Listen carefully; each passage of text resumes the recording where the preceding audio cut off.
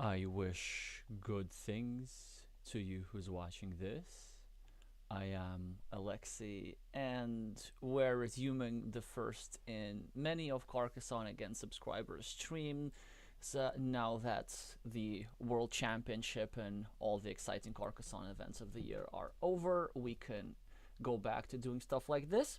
I didn't really advertise this stream a lot, so I expect this to be somewhat short. So the way this works, there's 1 minute delay in the stream. If you want to play with me, you can send me an invitation to Board Game Arena with the time format and settings preferable of your choosing. And or you can just make yourself known in the subscribers chat. I mean, in the live stream chat, especially if you don't have premium on Board Game Arena, and I can send an invitation of you. Before we start, I also want to make a quick announcement that make sure not to miss the stream tomorrow at 1800 UTC. We're playing a friendly but very important, ideologically important Carcassonne match. That's going to be STEM versus humanities. So basically, a list of invited players who work in STEM field versus players who work in arts and humanities, and I will be representing the latter team, but more about that tomorrow. That's going to be at 1800 UTC. Anyway, I am going to, I think, play the first game against a random opponent, and then if any of y'all want to play, then you can send me your invitations a little bit later. Actually, I think the way I'm gonna do this, I'm gonna start the first one in arena format, because I haven't done that in a very, very long time, for several seasons now. So let's see if anything can change. I mean, as you can see from this icon over here, I did play a few games, but not a large number of games at all. Okay, well, we're being paired up by actually a strong player. I think like rated around 600, who actually, okay, I'm gonna reveal, happens to be my teammate for tomorrow. So that's quite a lucky break. And also, of course, happens to be one of the channel subscribers, so that's nice. Hi, Nallerheim.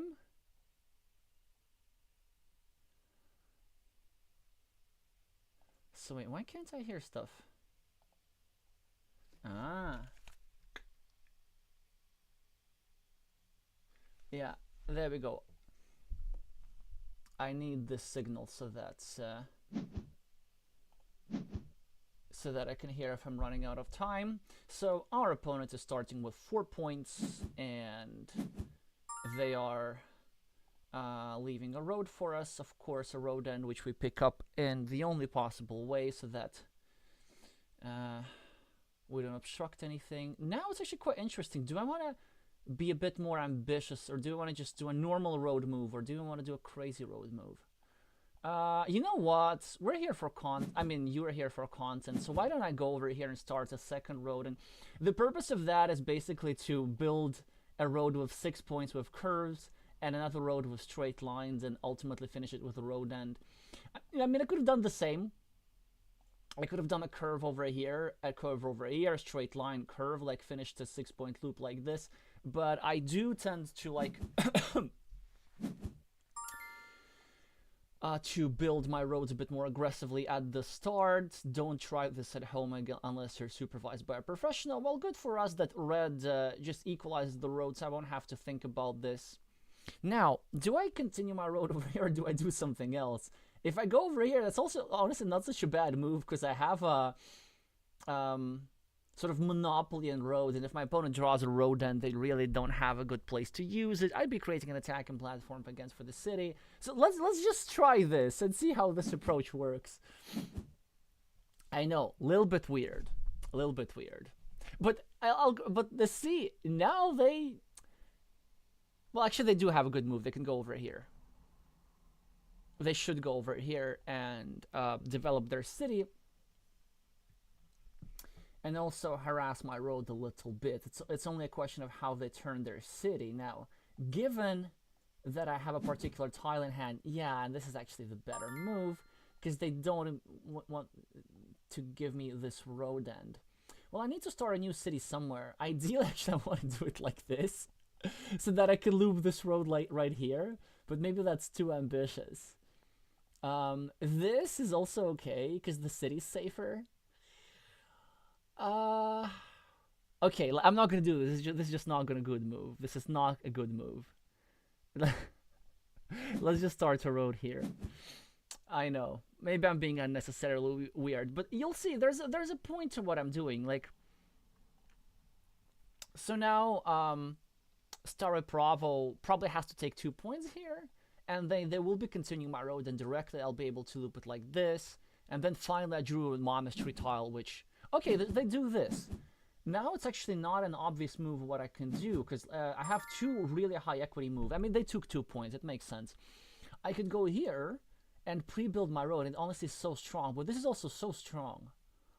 I think I'm gonna go for the other one, just to control my opponent's city, and it is indeed the I'd say quite a height. Yeah, and also I needed to protect this road. Well, I mean, I got myself into a position where I needed to protect this road in the first place. Now, shall we break their city like this immediately? Also, do let me know how the sound is. Am I too loud? Am I too soft? Hi, Ian Middleton. You know, I'm always paranoid about the sound. And I always check that before the stream, but when the stream happens, usually my viewers tell me it's a different experience. I have 2 moves. I could go here, start breaking the city, or I could go over here, start breaking it indirectly, and also add a point to my monastery and create an invasion platform. The problem is that they have many moves that can cover up easily. Yeah, you know what? It's an appealing move because it adds sort of a point to my monastery immediately, but the problem is that they can easily cover up with a city cap or with a triangle, and then I'm sort of stuck with this situation. And yes, I could like draw a Dorito tile and start a new city, which is perfectly fine, but I also have a city open already over here, so I kind of need Doritos over here. And another problem, well, let's say if I do successfully draw like a quadruple city tile, and I successfully use this platform for connection, then I'm kind of stuck with a city tile being next to my monastery, and I'll be forced to invest at least 1 or maybe even 2 tiles into what's going to be a shared city in order just to get my monastery meeple back, and it's grossly inefficient. So I think I'm settled for breaking this city. You know what, like, talking out loud helps so much. Probably if I were playing this by myself, I would have made the inferior move, but now that I've talked myself out for it, I'm gonna know it's between this 2 and this one. So this one's clearly destined to blocking. This one has connection opportunities like this as well, and I think I'm more happy with this. This one gives me some connection opportunities, and there are very few tiles that allow red to defend here successfully. So they're the 4 Doritos. Actually, no, they can defend themselves with any Dorito. But still, I mean, I give myself nice connection opportunities. If they go over here, then they're opening another connection platform from the bottom. They're also setting up a new monastery spot for myself next to my existing monastery, so I think I'm okay with that move. Yeah, and also ideally, I mean, they want to go over here, of course, but then they will still be maintaining this connection platform over here, which I'm not going to show how I'm going to react with my next tile, but it sounds like my previous move was worthwhile.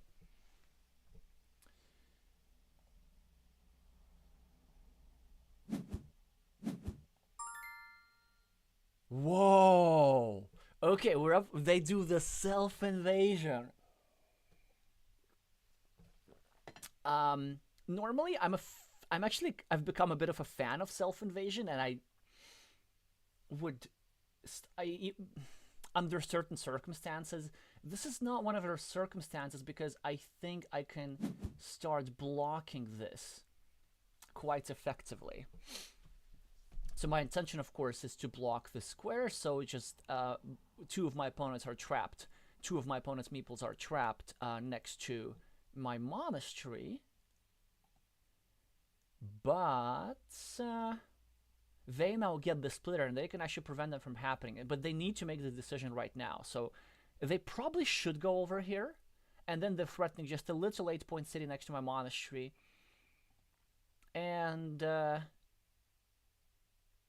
But they would be also reopening a platform for connection. Just one platform. I would need to react fairly quickly. Yeah, this is pretty interesting.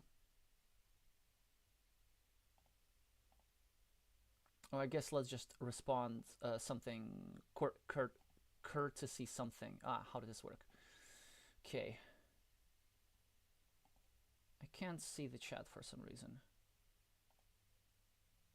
Yeah, there we go. They just said have fun. Let's just say the same to them. Distract them a little bit. They're down to 33 seconds. Yes, Nalaheim, constant move, exactly.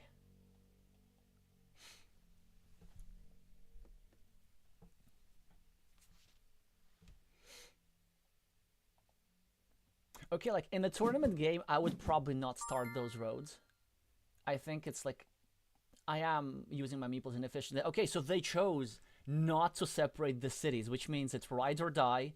Either they're completing the city and they're getting a big advantage, or they're losing to meeples and I am getting an advantage. There's no in between. I mean, there is action in between. Like, it's not them losing to meeples is not that bad. But ideally, what I want to do, I want to maybe try and get a starting tile or something like this. Too late. Because I figured this meeple was a bit vulnerable. I could have blocked that guy too, but it's not going to happen. Now, we are going to finish one of our cities because we are going to do something about the city, but later. And normally, I want to finish this city first because of dagger asymmetry. So there's this right-handed dagger that has gone out, which means that if I were to finish this city first, then I would have one more tile in the pool remaining to be able to complete that city in comparison to this move. But there are some other factors. First of all, I have this road, which is sort of slightly bothering this square, so I actually want to untangle them as soon as possible. And second, I am happy with drawing any tile that goes over here, even if it's not for finishing my city, just because my opponents need this. Oops, let's just get out of the way before we run out of time. And now we're going to start finishing up our roads. Okay. We are a bit down on the scoreboard, but yeah, our opponent is close to completing their city. I mean, we will try to block it later, just not with these tiles. And honestly, there are also some runouts where we're doing just fine with the way things are. Yeah, okay, so now it is what it is. They've covered up their city. It's ride or die. Either we're blocking it or they're completing it. So we will need to choose a route between kind of going for compensation, which is building a lot of stuff for ourselves, or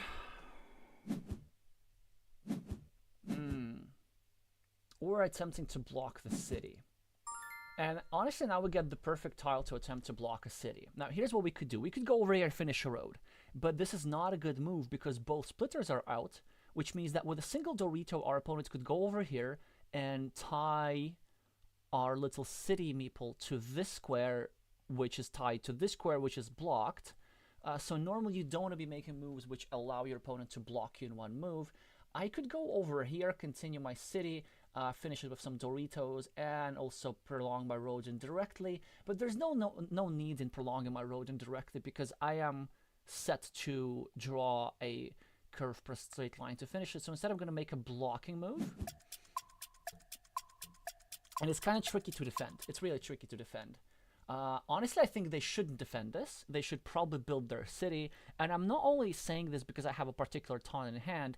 So they have an indirect defense over here. But actually, it's not a strong move. So now I have a much, much better chance for blocking than they have for defense. So this is one of those false defense moves. Okay, so do we drop... Yeah, you know, I think it's actually time to drop a compensation farmer just in case they get that tile.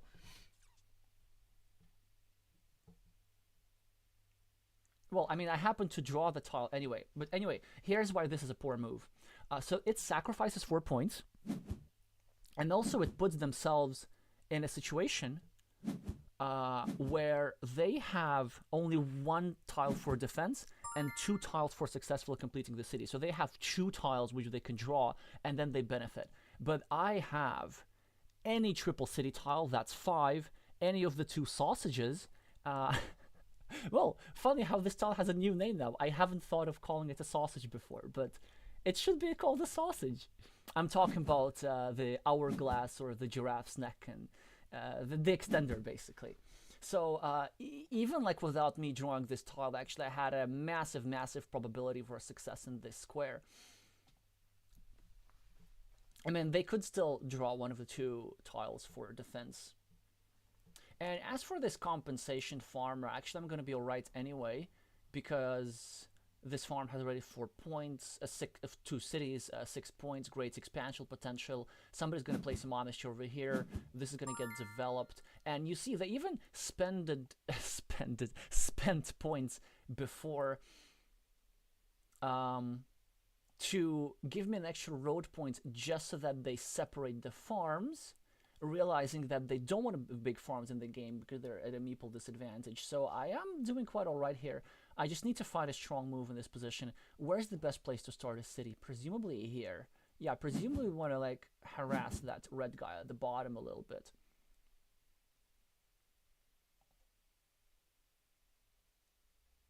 Hi Ramses and everybody who's watching from the biggest island on the Caribbean Sea.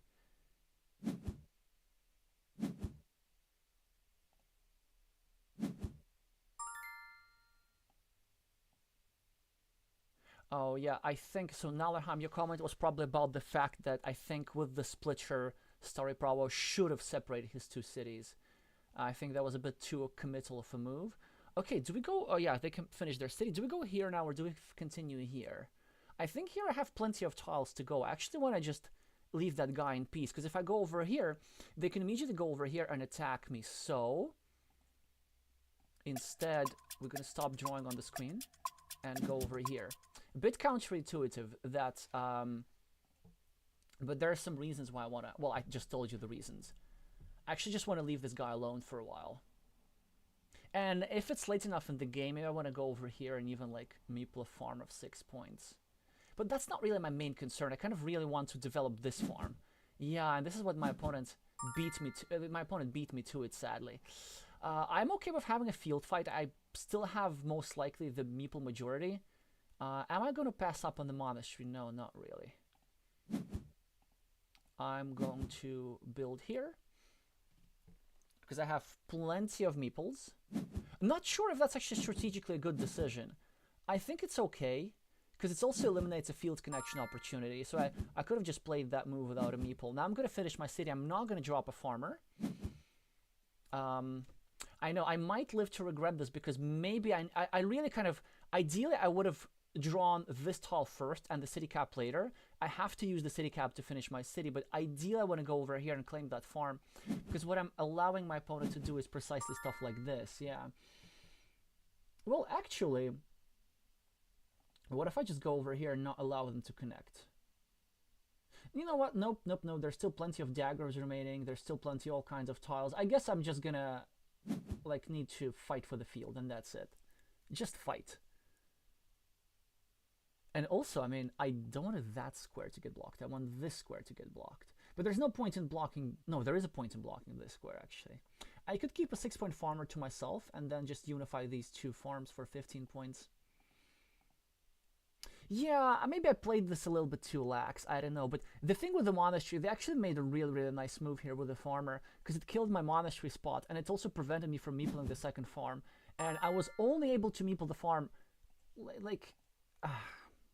It's okay, but at least I get a blocking tile, and I even might meeple the city, but I don't think the time's just right yet. I think we need to have more meeples before do that, and they keep getting quick points, and now I kind of need to start getting a bit concerned. At least I'm gonna have a meeple majority, and I hope that I get to do something good with it. But they are now going to connect the fields, maybe. No, they're instead going to go for the blocking, knowing that there's only one starting tile remaining. And now I should probably start constructing a new city like this. There's still Doritos. Yeah, because like I do have the extra meeple, I can kind of afford to spend some meeples on simply creating threats. So, 1, 2, 3, 4. There's one vanilla. There's one starting tile. I need the starting tile over here. There are no clovers, as the Brazilians call them. Also, it feels so weird right now. I just wanted to call them fechamentos, because that's how they are. Literally closures in Brazil. I've been just studying a lot of Portuguese and now I can't get it out of my head. So now as I'm speaking English, I actually have to just translate everything from Portuguese in my mind. It's so weird.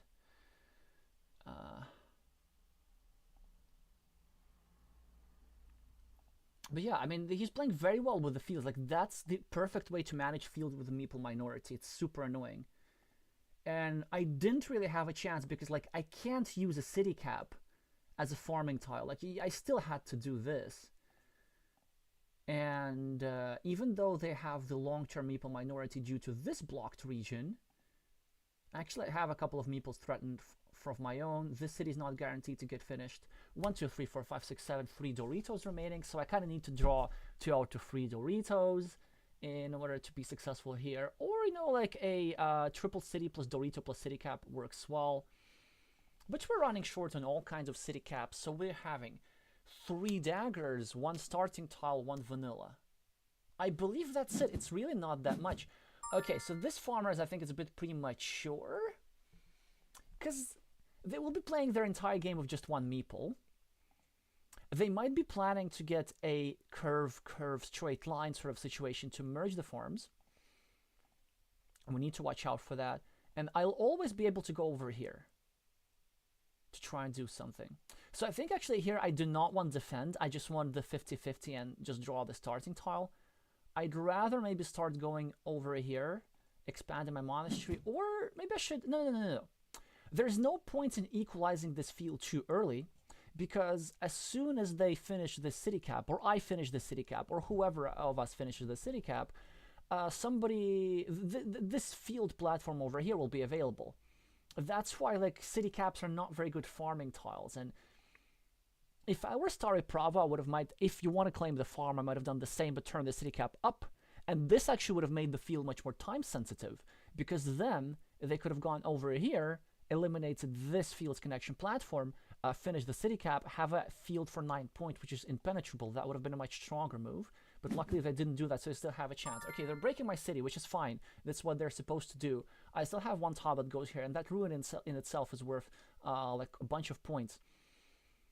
How can I just score somewhere quickly? Can I just win by scoring? Like, I might have to fight for the field eventually. I don't like that.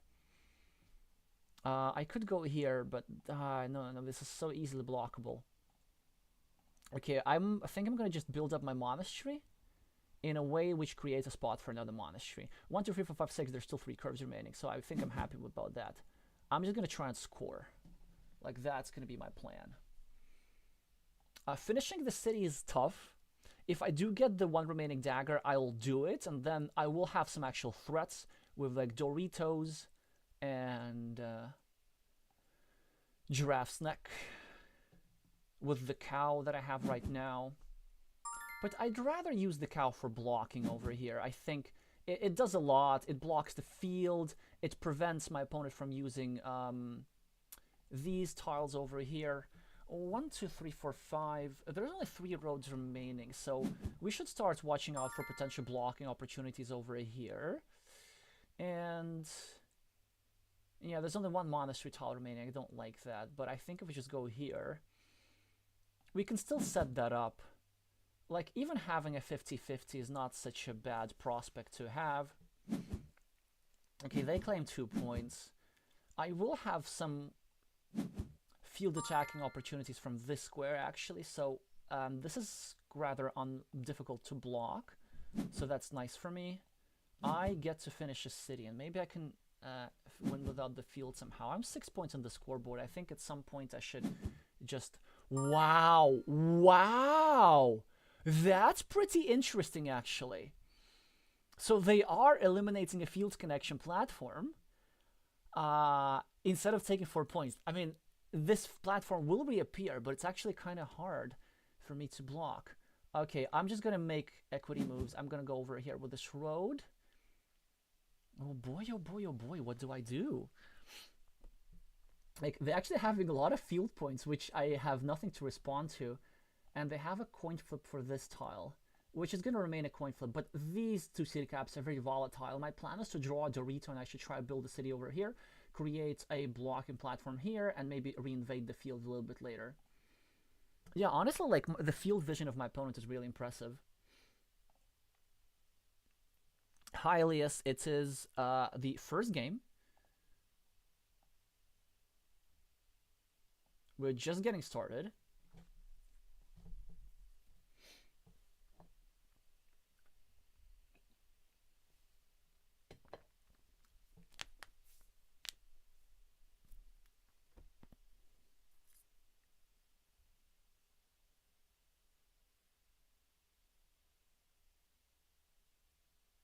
My opponent's a bit short on time, so I might use this for tile counting. We have been drawing a lot of straight lines.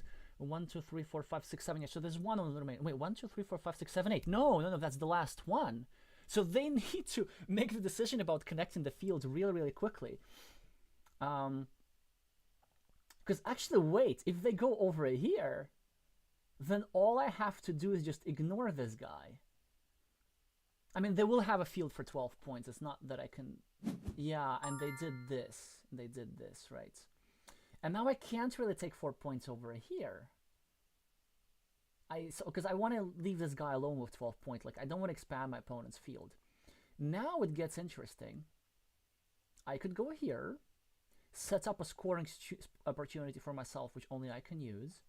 Or I could just take 2 quick points, and it's not obvious which one's better. I mean, I do like this.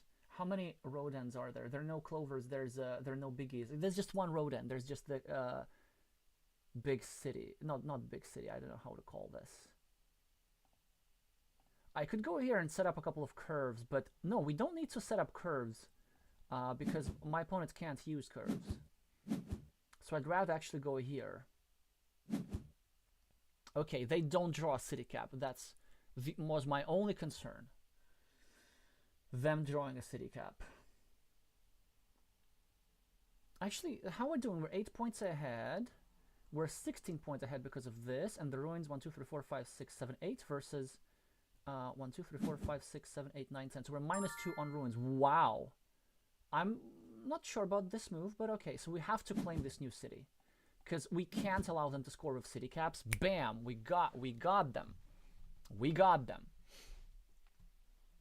And they're setting up a scoring opportunity for me, which only I can use, because there's this tile that goes over here, right? And if they get the starting tile, they're going to put this over here. So if somebody's going to put this tile over here and claim this 7-point road, it's going to be me. Unless I've miscounted the tiles. 1, 2, 3. No, there is one starting tile remaining. And also they need one starting tile over here to claim the point. Oh, this is smart. Oh, this is so smart. I hate that. I hate that move. I mean, because it's so good. This is so good. Because they're setting up an unblockable 10-point move. No, 10-point move. 4 for the city cap plus eating up my farmer. I mean, this is so unfortunate. Which actually makes me think that maybe I don't have to block this monastery now. I instead can just threaten my own stuff. Or I can just outdraw my opponent. I'm going to be just fine. They will be forced to block me. I think so. But man, this creation of 50-50 was so good. Oh yeah, so I was talking about, so I was 8 on the scoreboard, 8 because of monsters, that's 16, -2 because of the cities, that's plus 14. This guy's 6 points over here, so that's 20. And on the fields, they have 6 and 12, 18. If they were connected, they're going to have 24, which honestly is, I would be at -4, but with an extra meeple, it's not that hard to outrun. With some additional threats that I have 2 cities where I can dump city tiles into. I have an extra meeple which can allow me to like start to loop road and get 4 points. 1, 2, 3, 4, 5, 6, 7, 8. So pretty much they were like, I think, setting up their only chance. But even if they were to do that, I think I would be able to successfully maybe like meeple a 6-point field later on, or maybe to try to meeple a compensation road over here. Luckily, I just draw the tile and I don't need to think about this. I could go over here to finish threatening Ice City, but I don't have to. I can just claim a 7-point road. And yeah, the thing is, like, even though I have only there were kind of multiple coin flips that I could win. I could win a coin flip for this, but also there was a coin flip for this long road over here. There's one fechamento, one closure, which is left, and also I forgot about this. Like, the 50-50 setups are actually super valuable because they add up real quick. And now if your opponent needs to dodge a whole load of tiles so that they can win the game, then it's just very, very hard for them. Yeah, so they meeple this. Okay, let me see. Is there a closure remaining? I think it was one vanilla. No, there was no vanillas remaining. 1, 2, 3, 4, 5. No, there are no closures remaining. What are you doing, man? Count tiles. The remaining tiles are... Let's do an exercise. The horse. That's the triple city with a road. And a cow. That's a triple city without a road. And something else. I think it might be a simple curve. 1, 2, 3, 4, 5, 6, 7, 8. 1, 2, 3, 4, 5, 6, 7, 8. Yeah, it's a simple curve, right? Again, we have time. 1, 2, 3, 4, 5, 6, 7, 8. So it's a curve, horse, cow. Which means that I can safely do this.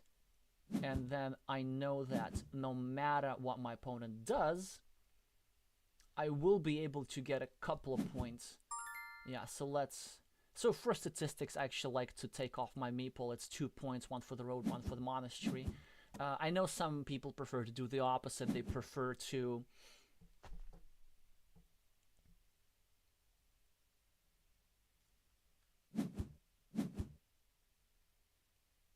Actually, they would have preferred to get 2 points in this city, so that in order not to end up with a meeple surplus. But it's kind of like, it's quite satisfying to watch the points go to your scoreboard. Well, that was a very interesting game. We didn't end up quite accumulating a lot of point difference. I think red played very well with the fields. Well, maybe with the top one, actually. That was the exception. They could have had the same idea, but if they were to point the city cap upwards, they would have had 7 more points, and I would not have been able to start this ruin over here. And of course, winning the coin flip for the starting tile helped me a lot, but I think, given the fact that I had other setups, given the fact that I had the meeple majority, as a result of the successful block over here, I could have actually won, despite the fact that I think my opponent did everything they could in order to play their meeple minority effectively. Like this farmer for 12 points, and just this farmer was absolutely beautiful, killing off my monastery spot. I did end up completing it, but it was not a given that I would. Okay, so this was the first game. Oh, so many messages.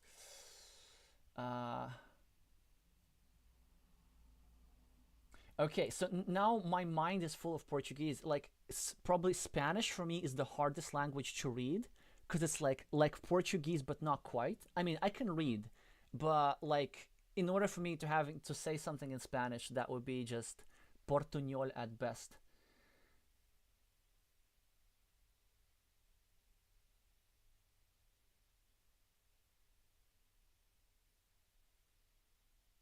No, these are happening in real time. Exactly, you should say the entire Cuban team. I'm happy to send the invites to them.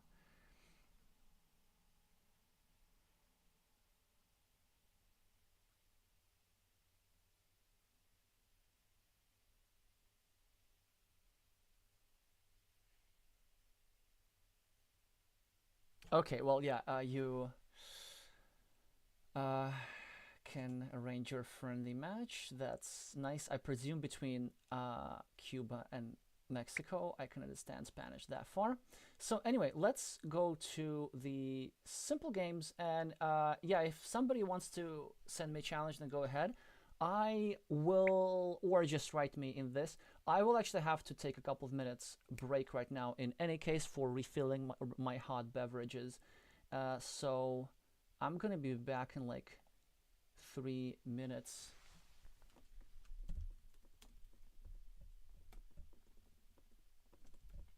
Okay, perfect. So Felzera Gladiador is gonna be first.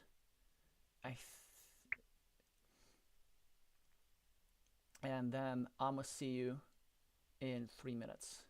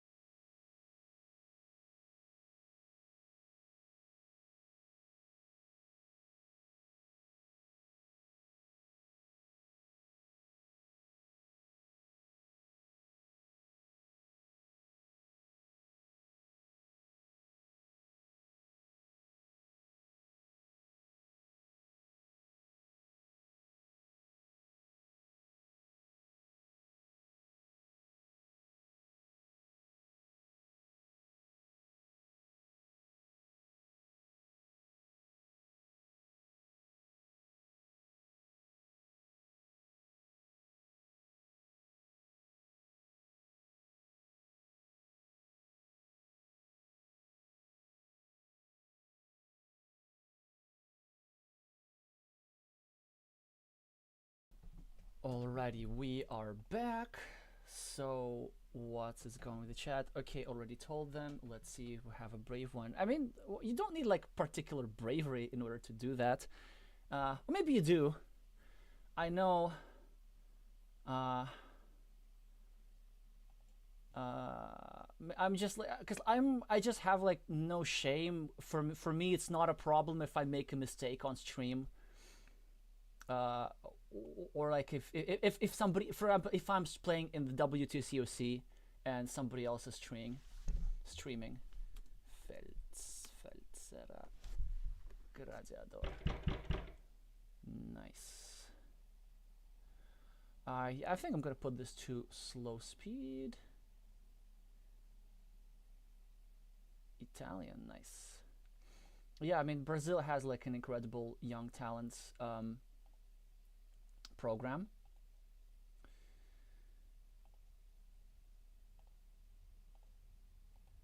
I do get occasionally destroyed by some of their alumni who are now on the national team.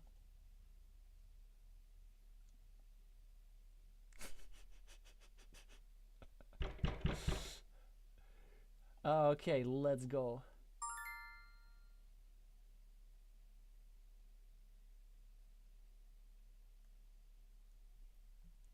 I'm gonna put this to a slow time format, mostly for explaining, but I'm gonna try and make my move fairly quickly, as I'm gonna be at a starting player disadvantage here.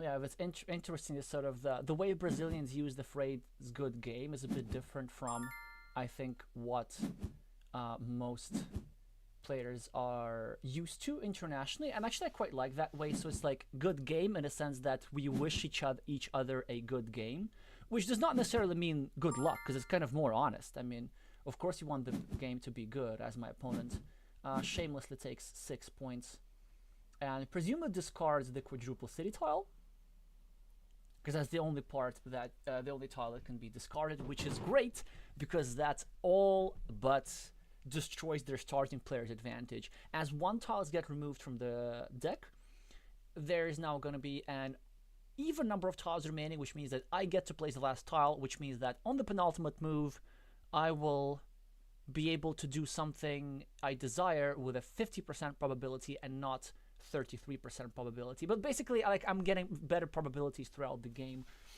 so it's very, very advantageous to go last in Carcassonne, to place the last tile. Oh yeah, and I've actually, so some players find this confusing, because like after the game they just say GG like everybody else, and they would even write GG like without there being an equivalent of for Portuguese. And I think a good argument for that, when I heard this being discussed internationally between like Brazilians and some other competitive players, it's like, well, in English, if you say good morning, do you say this after the morning to like told you they had a good morning, or do you say that during the morning wishing that the morning is good? And the answer is the last one. So it makes sense to say good game before. Oh, Elias is saying I was quite ashamed to blunder against Spain on stream. Well, would you be less ashamed if that was not on stream?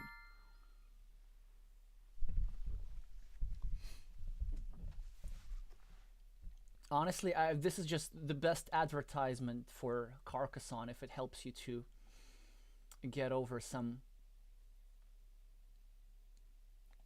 psychology stuff. Now, this is a super interesting move, because I kind of want to continue. I mean, they equalize the road. It's nice. Yeah, that's what they're supposed to be doing.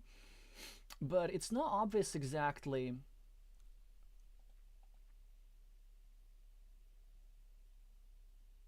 It's not obvious exactly where should I start a new city, because I want to be adding a point to my monastery, but I actually don't like the vulnerability that this creates. So I think I'm going to continue my monastery later and start a city here, even though it starts a new field. But it has all kinds of perks. First of all, it leaves a city cap in a more restricted place. I know I could have gone over here, but I don't want to be doing that for a variety of reasons, because I would be restricting this square a little bit, and yeah, there would be some problems with that regard. And that's great. Like, if our opponent gives me a point, there cannot be a better outcome than that. I think they should have just started a new city over here and embraced the fact that there is a big field brewing. I don't think that should be a problem for them, because now I get to go over here. It's a question whether I should drop a farmer or not. I'm gonna do it. I want to do it, even though it's iffy. It's an iffy farmer. But I feel that, like, against the Brazilian, it's not that dangerous, because regardless of the size of the field, even if it stays like this at 3 points, which I don't think it will, I mean, it has like one green square for expansion at the very least if my city gets blocked, and somebody's gonna pick up this empty city cap, so it's sort of worth doing. Then it's quite likely that they will attempt to equalize the field. But one thing that would be nice to attempt to equalize is the scoreboard.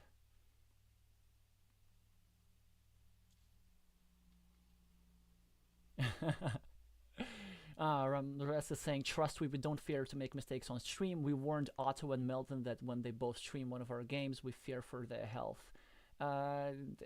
Like, don't worry about me. I've seen so much in the couple of years I did streaming that nothing you can do will surprise me a bit. Point. Like, I saw masters blunder away games in one move. Like, just enjoy the game.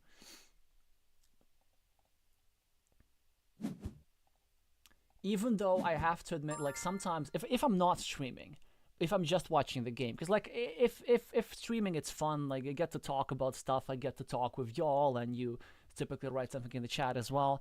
If I'm just watching games by myself, sometimes it is painful to watch other people's mistakes. But no, when I'm streaming, it's lovely to watch other people's mistakes. Okay, this is interesting. A logical move would be to continue with city over here, but then I don't want to necessarily. I mean, this road is not that important because, like, if my opponent gets a curve, I'm just gonna connect to it again. I don't like leaving an invasion platform to my city, and it's actually would be quite useful to have two cities like this. Honestly, I think I'm gonna go here, just because of the value of having two cities open, and I really want to be able to use my tiles efficiently. Like, Doritos go over here very nicely, my opponent builds efficiently, and I'm gonna respond likewise. I could go over here, but picking off the empty city cap's pretty important. My meeple on the field is already sort of kind of justified.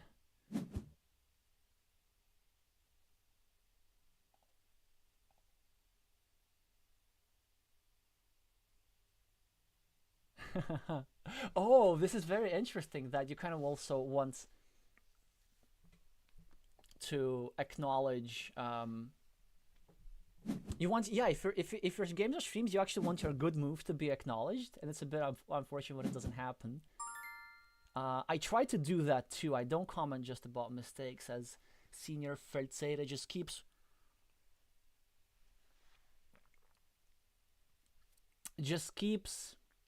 adding stuff to the scoreboard, and now I'm kind of forced to start a new road, and it creates a vulnerability for my square over here. It's but it is what it is.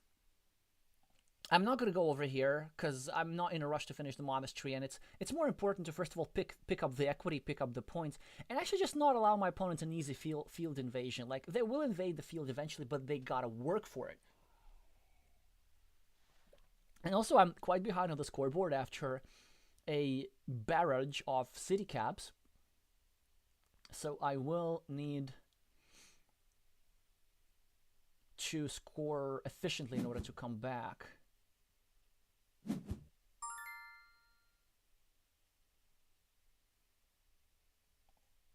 Oh yeah, it's some interesting. They're starting a counter field. I don't know how I feel about that. I think the move is okay.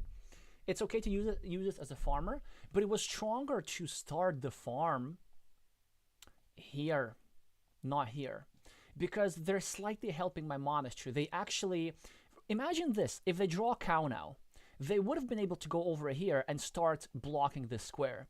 And like, a move with a cow would be super, super annoying, because now this means I can't start a second monastery over here until I draw the starting tile, because then the square would be blocked. But now they've blocked blocking opportunities for themselves, so I'm quite happy about this. So it's very subtle, but claiming this field just one square more at the bottom was actually a better move for them. And like, those little subtleties add up at all. Like, once in a while you get to experience the consequences.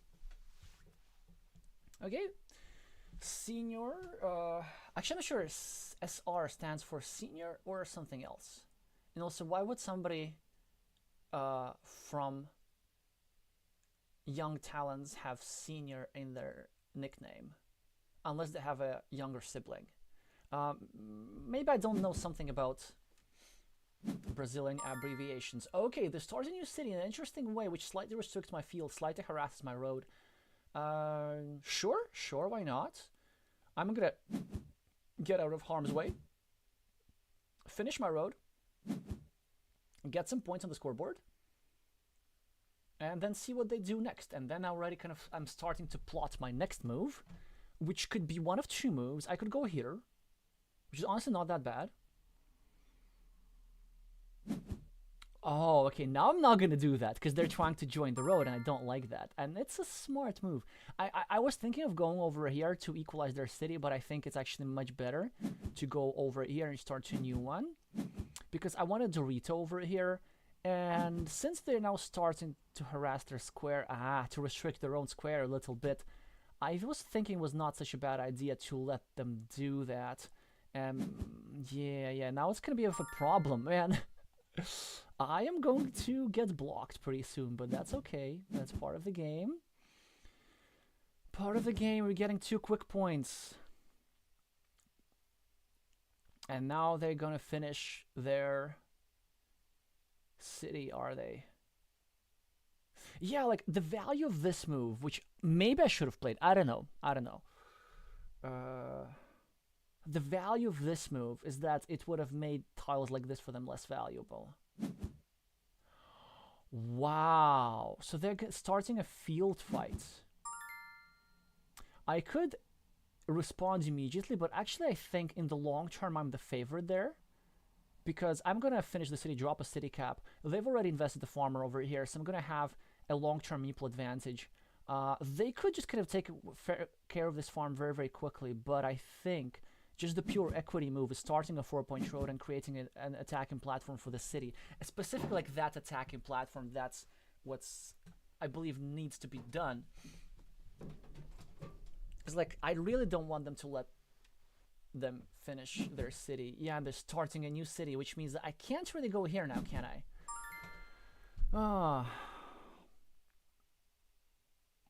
I kind of have to go here, no? But no, if I take these 4 points, they finish their city, drop a farmer. I think I need to actually do this.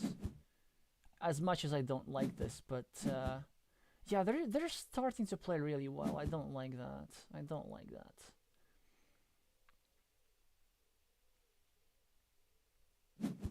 And I'm a bit short on meeples. I will need to relinquish this road. Now I kind of am torn between starting a city. No, I have to equalize this.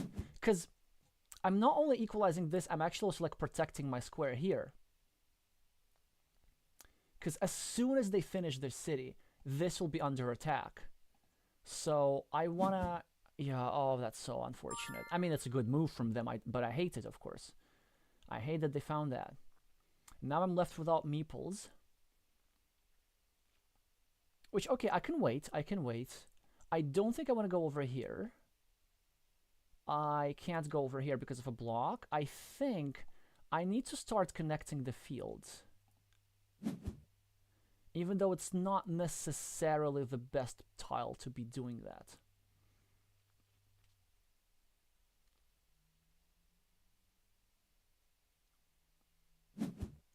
Yeah, they just can expand their city, which is a problem. I get a monastery, which of course will never go over here because I can't afford to expand their field. I could go over here and try to eliminate the field connection platform here, which could be useful. But I think I'd just rather do anything that gives me a meeple back as soon as possible.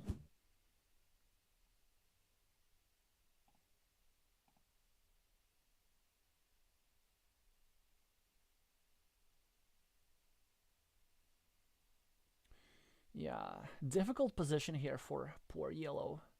1, 2, 3, 4, 5, 6. Actually, there is a world where they don't draw any of the 3 remaining curves. It's not that unlikely. Like, it's not that unlikely. It happens once every 8 games. And I have used for curves elsewhere, like one here would be just absolutely lovely. Also, contrary to sort of popular, not popular theory, but this move. They're trying to block me, but it's actually kind of helping me because The only blocking tile that, well, they have only two blocking tiles: a monastery, which would create a monastery-shaped hole. That would be the second monastery that doesn't exist, or a baixo or a left-handed dagger, but none of those don't exist. So they actually only have one blocking tile, and I have four tiles that's left to fit into the square. And ideally, I'm going to get a straight line and just make it hard for them to develop their field. And well, anyway. So I think that was kind of the first major mistake by our opponent, who was otherwise doing well, and now we need to start breaking their city. But how? Is this the way, or is the other way the way? If we go here, they can have Dorito.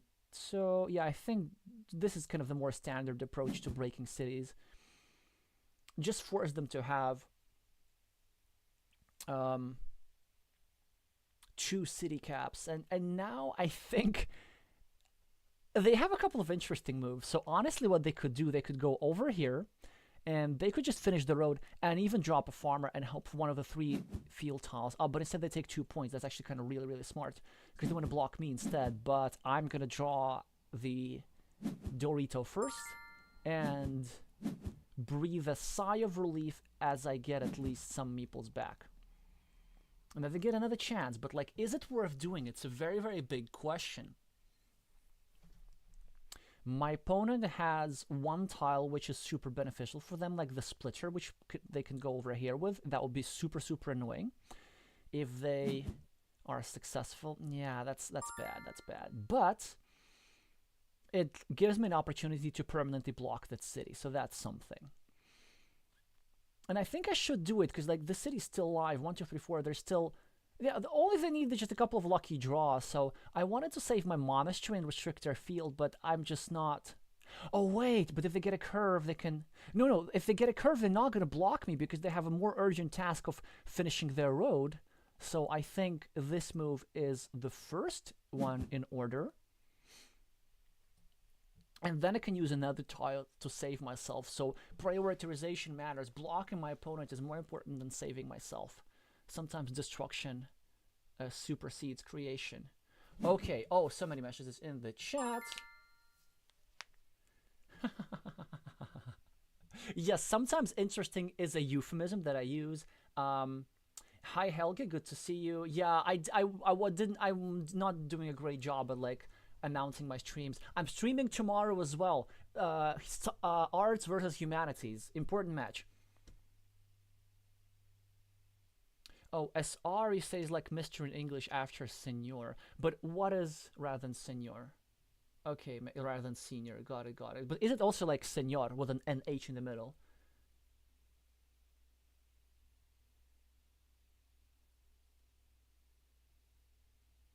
Yes, indeed, Ramses. Mistakes are more easier to spot than. But I also like sometimes notice the good moves as well. I think I really try to balance this out. And oh, actually, the move is not obvious here. I could go here to eliminate a field connection, but I think this is more important because it messes with my opponent's field too. And then I can do whatever I want in my next move. Oh wait! Oh, that was so. I forgot that I had. I kind of missed the fact that my opponent made this move. But honestly, even with that in mind, I might be better off just leaving the square empty, because a defense would be a 50-50 defense, given that there is only one closure remaining. And strategically, it's not such a big deal that I lose this meeple, because my opponent has lost this meeple, and I have a bit of an advantage on the scoreboard. And whoa, okay, they're attacking the big ruin. Now they mean business. So this means that going over here actually is not that important. What is important? I could go here. I could protect my city, but I don't want to. Honestly, I think it's a really strong move from my opponent, trying to steal the big ruin. Like, this is what all the good points are. What could we do? I could go here, just pre-build a road for myself. I could go here, restrict my opponent's field. Looks pretty strong. I don't think I want to protect this square, given the large number of Doritos there are still. Yeah, actually I just want to leave this empty. And they don't have that many blocking tiles anyway. Well, they do have all crossroads, though. No. This meeple's not important. This meeple's not important for the game. That's it. It's kind of between getting compensation, creating a connection platform to the city, working on the space of the field. Honestly, this might be a good idea because I know that they're gonna get like a meeple back soon, and then I don't want this platform to be live. But no, it's between this and this. I think this is pretty strong. Like, it does limit their field quite a bit. And now I'm gonna get my meeple blocked, but it's just life. Just having a blocked meeple sometimes is just life. It's something that you gotta accept. Yeah, it is what it is, but I'm gonna get some quick points, and I can point the city cap outwards because I'm the only one who could claim that. City cap. I draw the monastery over the road, which is a big draw for me. Of course, I cannot use it as a monastery tile, but they're setting up their monastery. They're expanding their field. I can just simply take 3 points. I think this is the proper course of action here.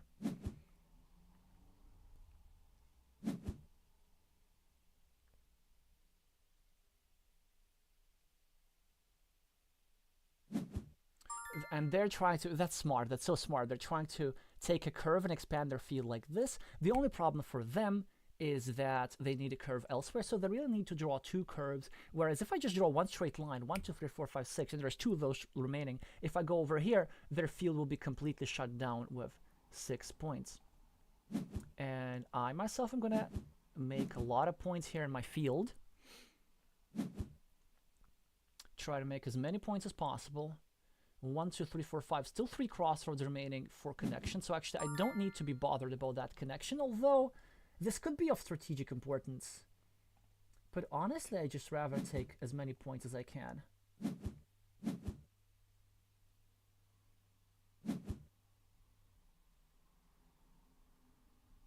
Yeah, they are going to block. And what do I do now? Oh no, of course they're not going to block, they're going to connect. 11-point road, I can survive that. My farmer's about to invade. Is this crazy if I drop a farmer here? But I think a better move is to actually go here. To prevent somebody from dropping a farmer. They have a field connection platform here. But it is what it is. Okay. I don't think it's a good idea to meeple the monastery. I might need the meeples for something else. But what exactly? Wait. What do I need the meeples for? Because I could also just claim a monastery. I know, I think I need the meeples for a field fight. And also it's an important spatial move. Just to eliminate these opportunities for them to connect to a field. And it's something that you really just don't want to see. They now probably go to... Well, they actually might expand the field on their own. So that's nice for them. I think that's not the priority because there's still 3 tiles that fit there. Now we can play a game. I mean, we can go here. It's very, very dangerous because they could draw a cow tile and drop a farmer, or they could even finish my city and drop a farmer. I could just make a more normal move and go over here. Simply try to take quick 8 points. Really hard to block. Probably the best move. But going over here is just really setting up some devastation. Because what are they going to do? No, I think with 9 points ahead on the scoreboard, even if they win against my ruin, I think I'm better off doing something like this. And now their turn, because they need the tile to break my city, but they also need the tile to connect over here. And this is one of the reasons why I wanted to start a new city with this, just because there's a lot of value in doing so. Also, there's only one curve that fits into this square. It kind of makes me think that maybe I don't have to necessarily go here right now. Because I was thinking of blocking this, but... Yeah, and you see, they prioritize what they prioritize. And now, I get to finish my city, and maybe I can survive that ruin being owned by my opponent. Also, like, in case living is really tough, there's always a splitter tile with which I can re-attack. So I think I'm going to be alright there. I'm 17 points ahead on the scoreboard. This monastery, city versus city, that's 1, 2, 3, 4, -4. And this is +2, right? Monastery versus the field. So I'm at -2 on the board, which means I'm at +15, +6 for the farmer, +21. And the ruin is 1, 2, 3, 4, 5, 6, 7, 8, 9, 10. No, this is 9, 10, 11, 12, 13. So I'm at like +2. It's a very balanced game. Oh no, I'm +8.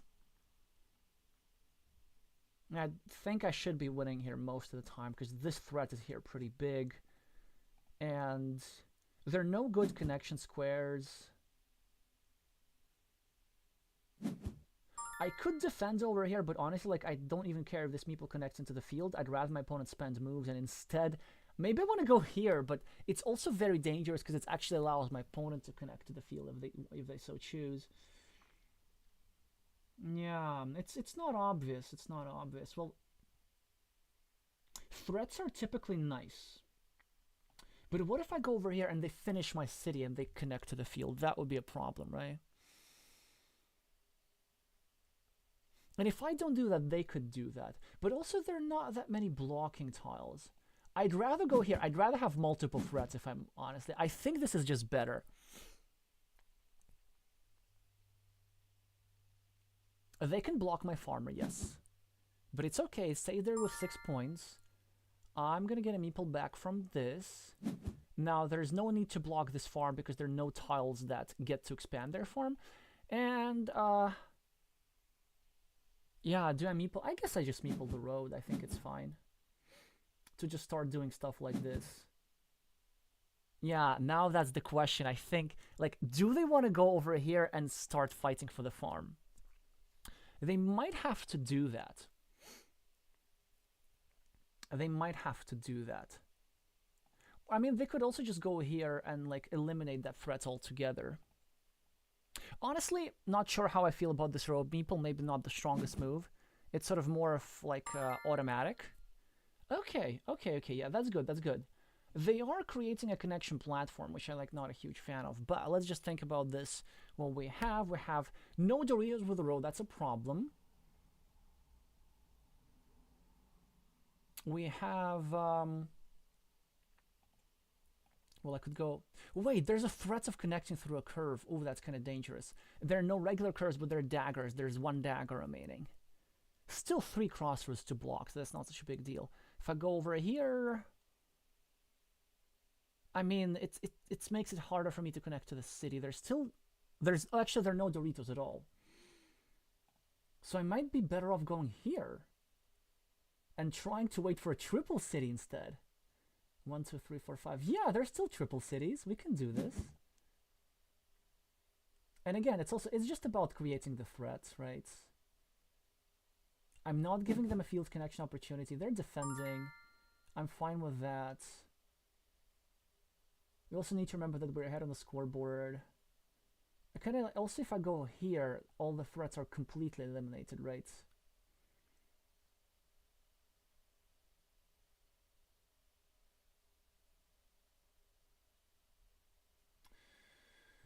Okay, I feel that, like, the most precise move is to go over here and just leave it empty. Not that I like that very much. I think we're due for a recount again. 26 points. It's a lot of points to be ahead on the scoreboard. 6 point farmer, 6 point farmer cancels out. 4 point road plus 2 points over here plus 8. And 1, 2, 3, 4, 5, 6, 7. So plus 1. I have plus 27. Plus 27. How did that escalate so quickly? I guess this 5 point move was a big deal. Plus 27. Okay. And they have like 15 points in the city, so that's plus 12. And if they invade the farm, 1, 2, 3, 4, 5, 6, they could be 6 points ahead. So I just need to make 7 points to make sure. Or just protect the farm. Like how hard it is to just protect the farm. Yeah, like, okay, let's make a normal move once in a while. Let's just do this. Like, this is just a move that gives me a 100% winning chance. Because, like, there was a chance that maybe they go over here. And I draw a monastery. And then they get a dagger. Then they get a move which gives them 1, 2, 3, 4, 5, 6, 7. 21 points. Oh no, not 21, 18 points. And then this will put me like 6 points behind. And it's possible actually one meeple will not be enough to make up for 6 points, because they could draw the last remaining cow. Yeah, so I'm just much better off closing down the field. So I just try to remember his patterns like this. Sometimes like making a weird move that gives you a complete winning chance is just much better. Okay. So now they take 2 points. I'm gonna follow suit. The remaining tiles. Oh, I miscounted the daggers. Actually, there was no threats whatsoever. Yeah, so I do apologize about that. But then it doesn't matter necessarily what I play.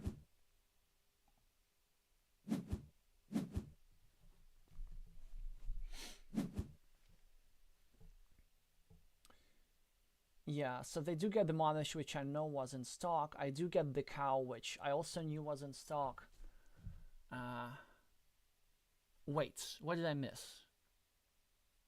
Oh, the splitter. There was no splitter remaining. Yeah, I'm bad at counting this one because I just wasn't looking at the bottom of the board, because the bottom of the board was so irrelevant. And this is why kind of this stranded farm is maybe a bit of a problem for them, because there was really no urgency in taking that field. And so this 6 points is pretty much like it's a blocked meeple. It's the same blocked meeple as this.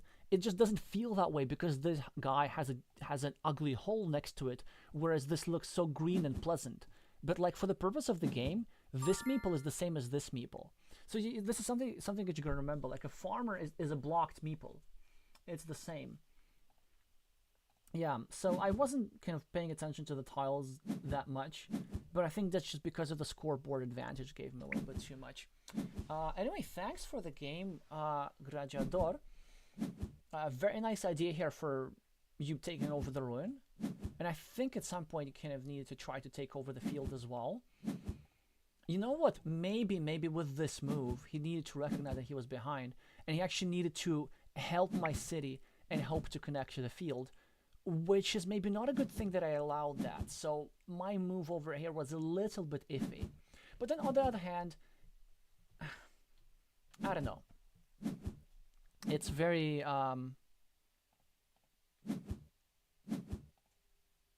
like, if I'm completely honest with myself, probably going over here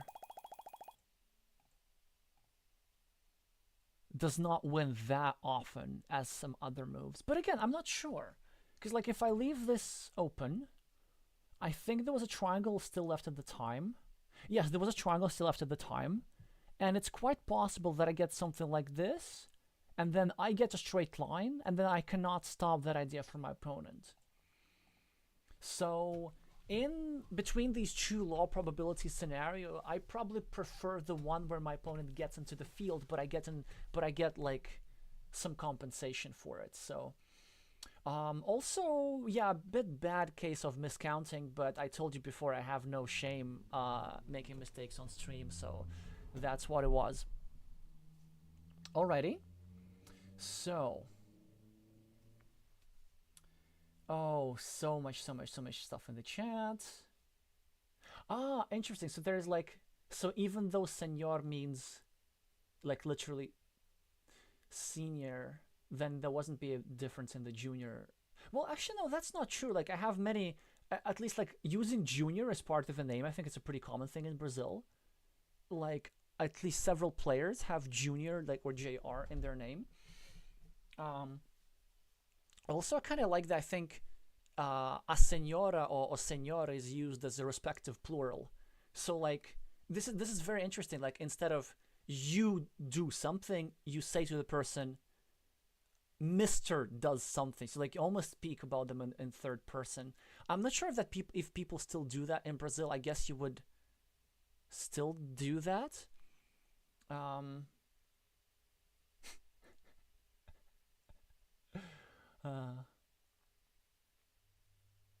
Oh, okay, but in Spanish, interestingly, I've definitely heard junior instead of father or son.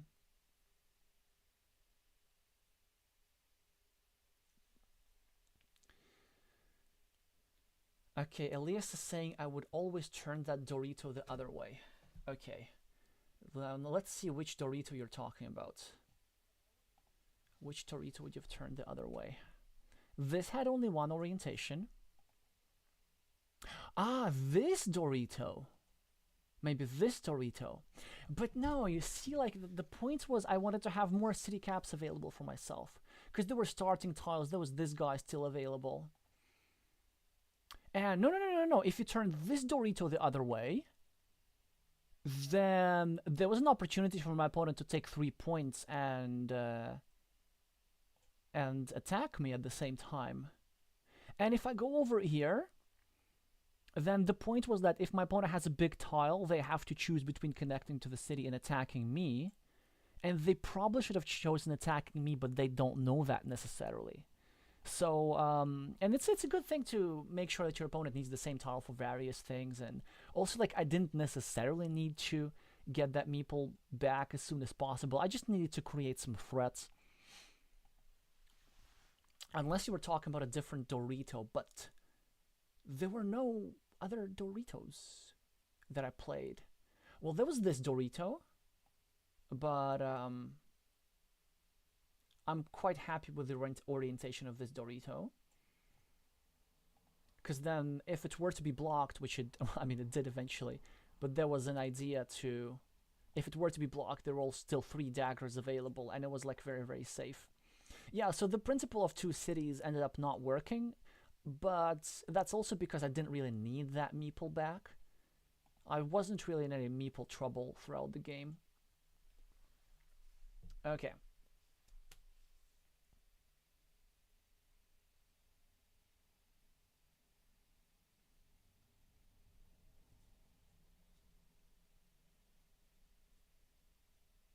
Ah, yep, makes sense. Okay, so you're talking about the former Dorito.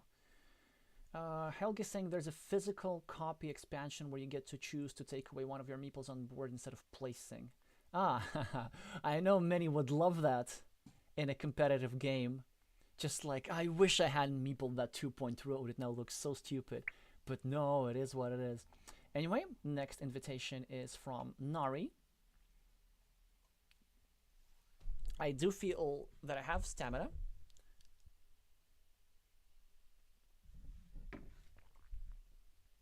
I can do a couple of games. Well, anyway, whilst we're waiting, actually, let me just do a quick refill. I think there's still some hot water remaining.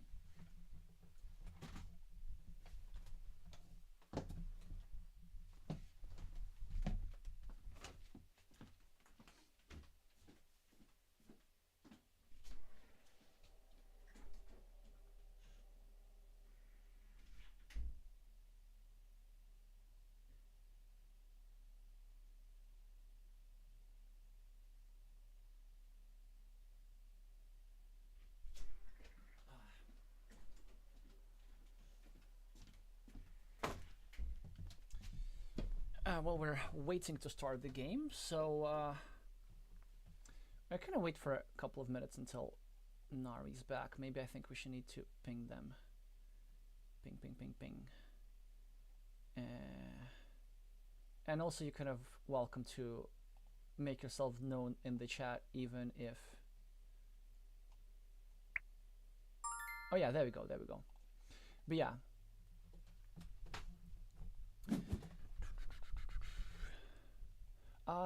Yeah, you were saying... Okay.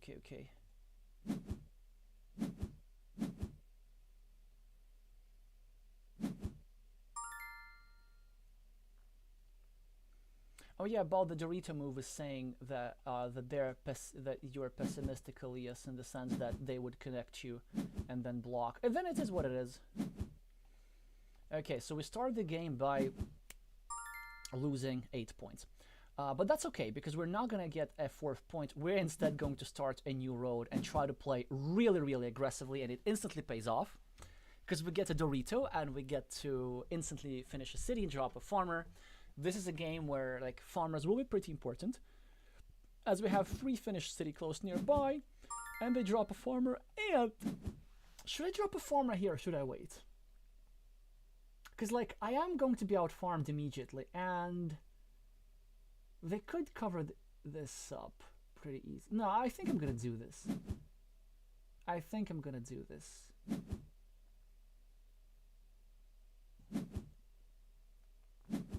Aha, they're starting a new road, and we get to start a that's a good move, I think.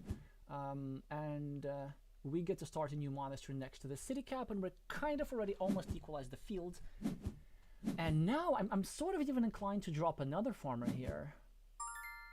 But I don't want to start these farmer fights too early. It's quite easy to equalize. I'd rather just go over here and make an equity move and create a second monastery spot next to my monastery and all that good stuff.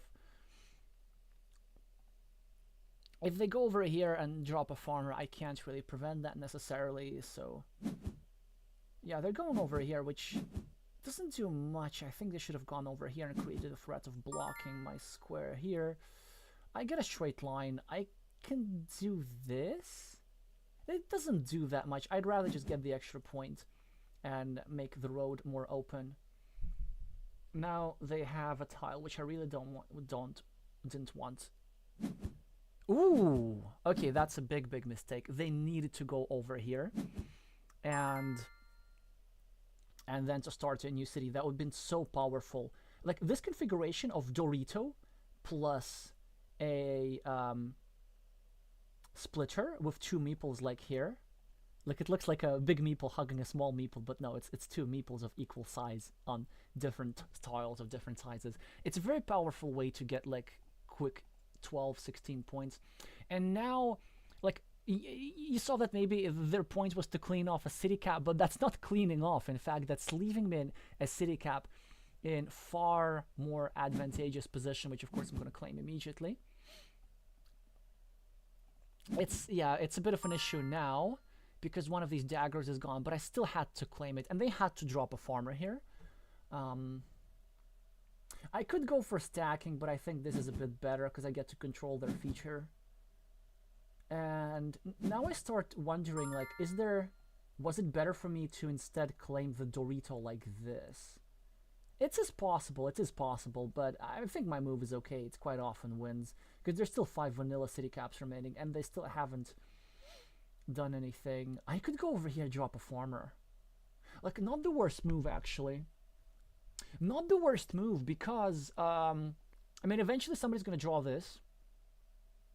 And also this field will become really closed.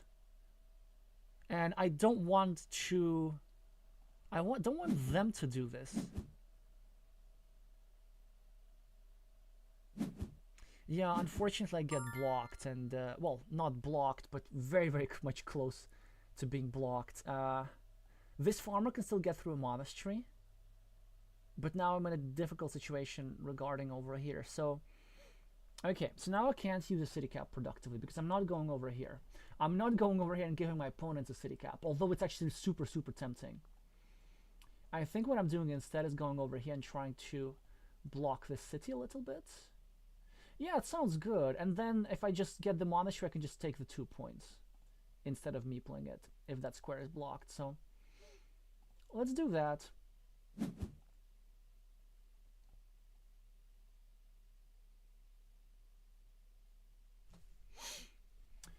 And then maybe I can block this square, get a vanilla, and then continue my monastery like this. But my game will be pretty difficult without one of these 2 daggers. But at least I get this. It is something quite annoying to deal with. Yeah, now I need to find an indirect defense so that I can't be blocked by a curve. But the price of that is setting up a field connection. But I still have to do that. It's just... It's a strategically important meeple. And honestly, if I get that meeple back, then my life is just wonderful again. Well, or, you know, or just that can happen. Yeah.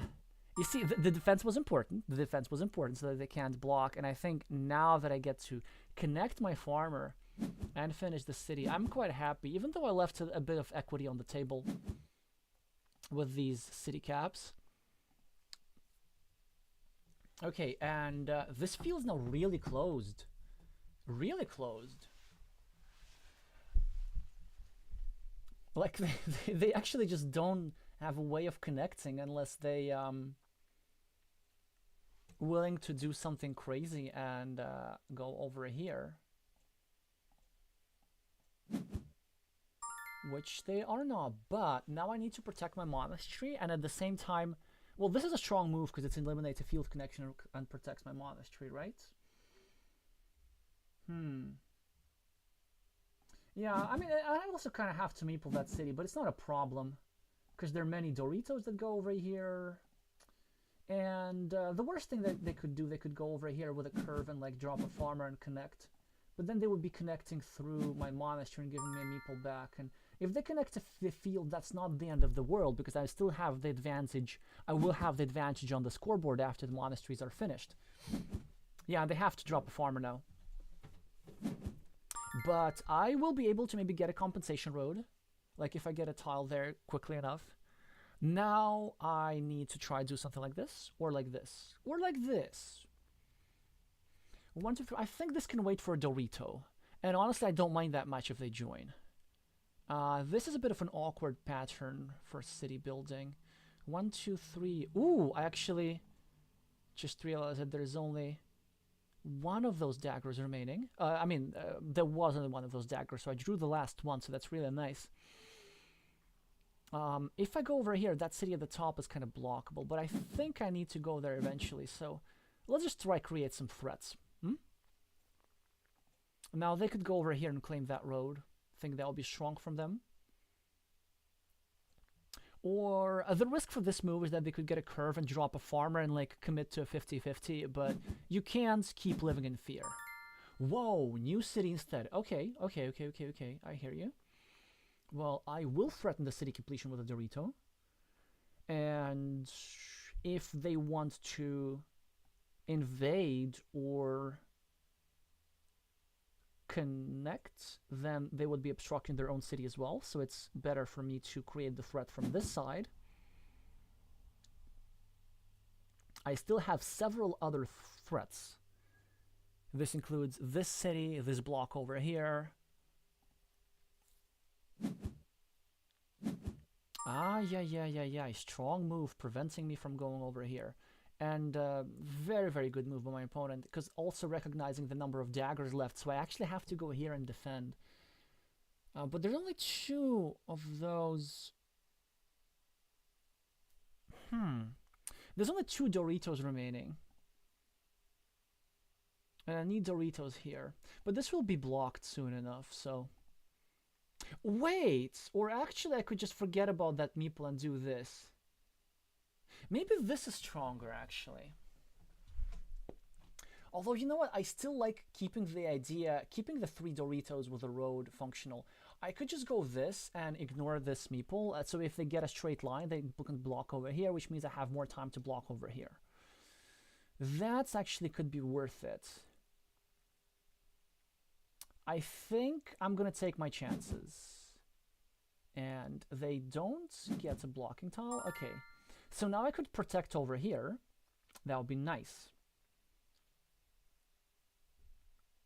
But I think I wanted to take my chances and just eliminate the big threat first. Okay, they get to connect to my city. Yeah, whatever. But now, I'm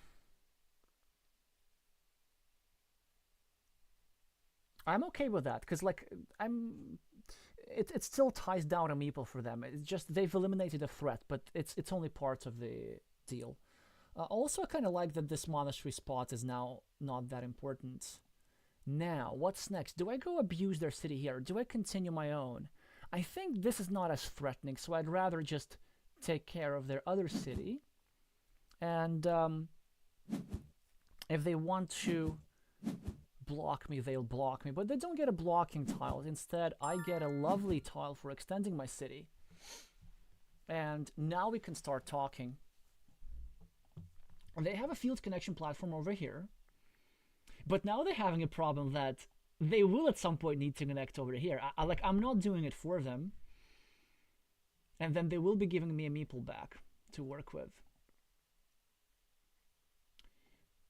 Some like weird fields connections like this could be possible in the future.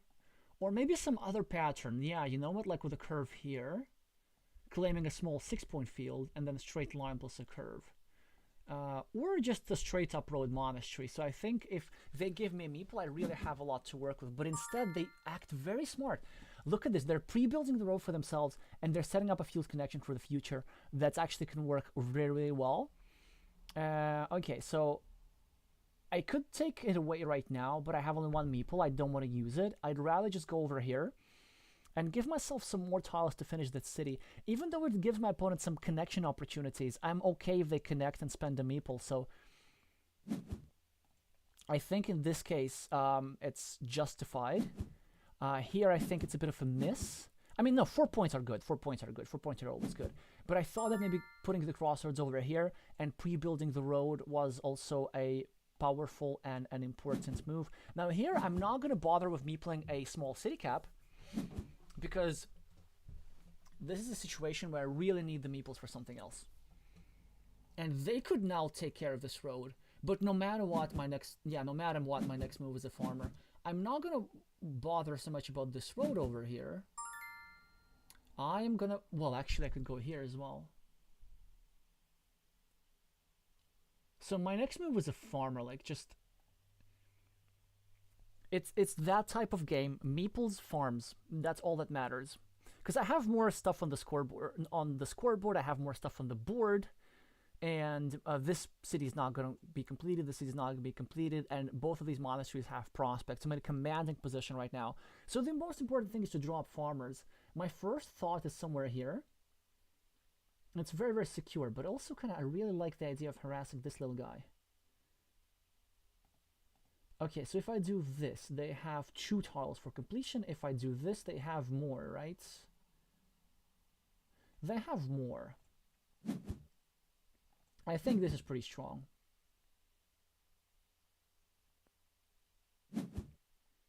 Yeah, they get quick points. Actually, a sneaky move. 1, 2, 3, 4, 5, 6, 7. 1, 2, 3. They could get the big city over here, a couple Doritos over here, and have a ruin. It's not going to be enough to compensate the field, so I need to start thinking. I think my next move is over here, because I'm threatening to connect the fields, and I'm also threatening a complete block of the city. My other idea is to go over here and block this fields connection platform, and add a point to my monastery, but this is less of a threat since my opponent is short on meeples. I think this move over here, like the multi-purpose move, is actually really, really threatening. Okay. So they do get the tile, but at the very least they get the tile without the ability to drop a farmer. I have a farmer for myself, and like this is actually a very unpleasant position for them. I have a 9-point field sort of kind of close to the main field, so they really can't do that much about it. Okay, but they do have a valuable meeple now, and I should be a little bit worried. I think we're gonna go here to eliminate the fields connection and set up another monastery in case that's somewhat important. They do give me... Ah, okay, I'll take it. They don't meeple the road, which I think is a mistake, because now I get to meeple the road. 1, 2, 3, 4, 5, 6. There's still two tiles that can make me finish the road, and I am also setting up to bring my other farmer in. So I think this is quite a strong sequence over here. And now they are threatening to equalize the road, but equalizing is not as powerful as just having the road for themselves. By the way, they would have had the entire road for themselves right now. So I think a big misstep by Nari over here. And yeah, they should have just thought for a little bit longer, because equalizing the field for them is not enough. Since I have like a bit of a lead on the board, I think they needed to also take some points in advantage, because now they need to equalize the field and maybe probably even win it. Okay.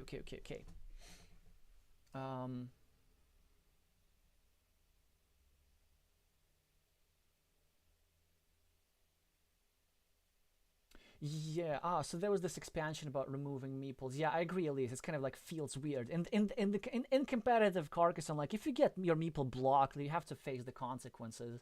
And sometimes it is possible to win with meeples blocked. Like, it's fine.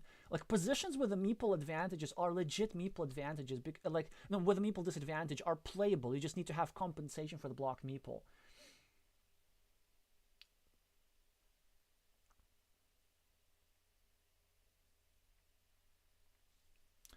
Yes.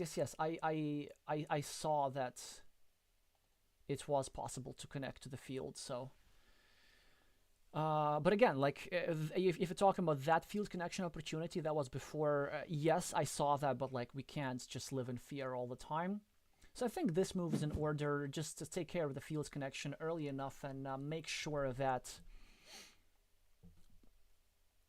maybe we could get to draw a curve and like mess with our opponent here a little bit. Yeah, our opponent is blocking this, which is actually quite nice for us. So, what else do we get to do? I could start a new city, but honestly, like, is that worth it, spending my last meeple? It's kinda might, actually, just to create some extra threats. There's only one big tile to break it, and they need that tile elsewhere. And how we're doing for city caps? No starting tiles, no crossroads, 1, 2, 3, 4, I believe one dagger? No, there are 2 daggers still in place. And 1 vertical splitter. And actually even that in and of itself is enough. So what are we gonna do? Yeah, we're gonna go over here because like if our opponents connect to the road, then they're gonna give us a meeple back automatically. And we also just want to eliminate point scoring opportunities for them, and we also want to have threats.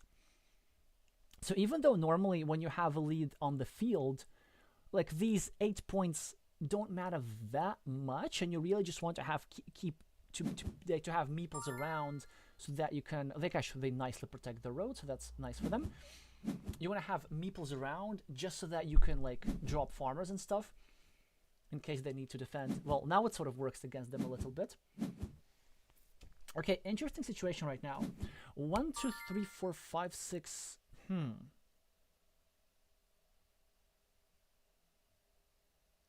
3 curves remaining for them to go over here.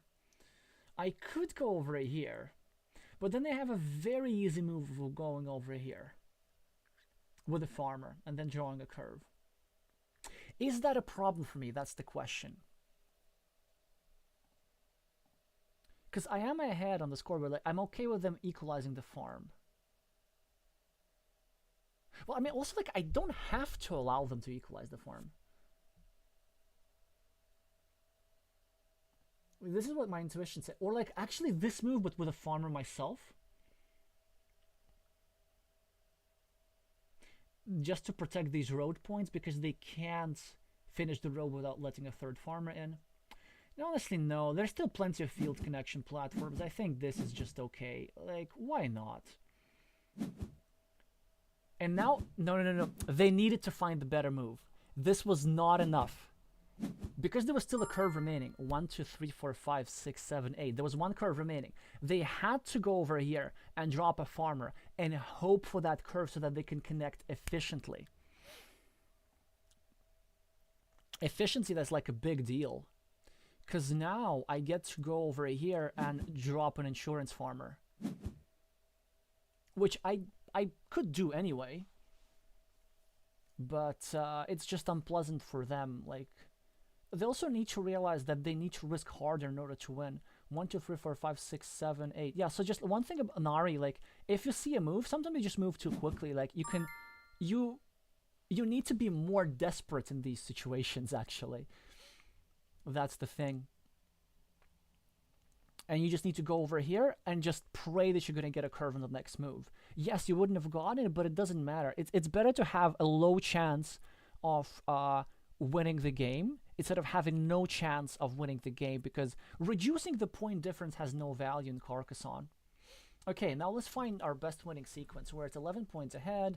We're ahead on the field. We have a 6-point field as well. Our opponent just equalized the ruin, but we have a 7-point monastery to almost equalize their 2 cities. So we're doing great. But what are the remaining tiles? I see there's 1 monastery remaining, which could be used to complete a field connection. There must be still a curve. 1, 2, 3, 4, 5, 6, 7, 8. Yes, there's a curve, obviously. So actually that means that they have a field connection opportunity with a monastery plus curve. And it's something that I should not necessarily allow. What's the other tile? No crossroads. Was there a dagger? No, no daggers. All daggers gone. Vanilla's gone. I think there was a Dorito. But I'm holding the Dorito in hand. No sausages. No road monasteries. 1, 2, 3, 4, 5, 6, 7. Ah, no, the big tile. They just drew the big tile. The vertical splitter was drawn. Starting tile was drawn. Oh, it must be like a straight line or something. 1, 2, 3, 4, 5, 6, 7, 8. No. No straight lines. Okay, this is becoming puzzling. No straight lines, one curve. One monastery. Yes, one monastery.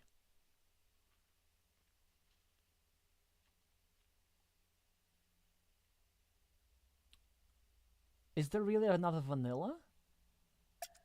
1, 2, 3, 4. Okay, actually, this is the best move no matter what. Because the point is, like, if they use the vanilla... Yeah, there's a vanilla. If they use a vanilla to try a fields connection, then... First of all, I can just connect over here with all 3 tiles that go over here. But with whatever I draw, I don't even have to connect over here. I can just instead block their connection. If I were to draw the monastery, I would make a monastery-shaped hole. If I draw this, I make a curved-shaped hole.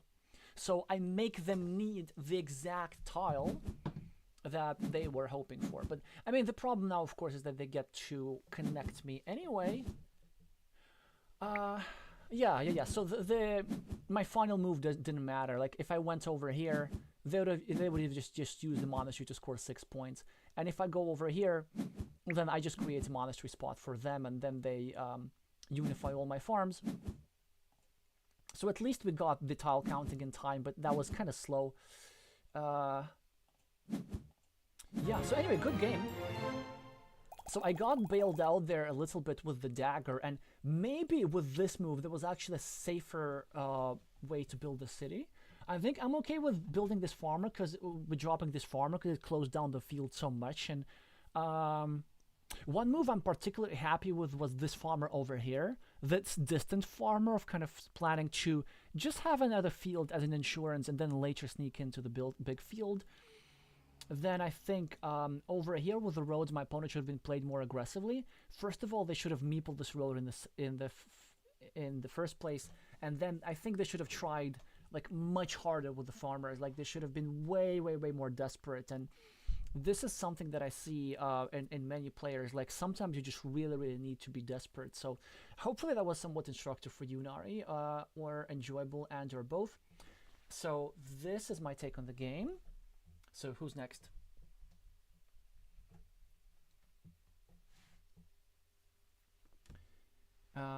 Yes, I assume you're telling me the remaining tiles, Helgi, but it was yeah, I counted the monastery. It's the vanilla that gave me the difficulty.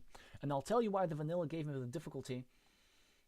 It's because when this vanilla was drawn, I just assumed it was the last one from memory. And after that, sort of, I didn't even take the vanillas into consideration. So this method of counting, which was really tracking rather than counting, it like really helps down to narrow the tiles that you need to count. But it also sometimes has this downside that, like, if you make a mistake earlier on, which is what I did with this vanilla, then it's much harder to fix later.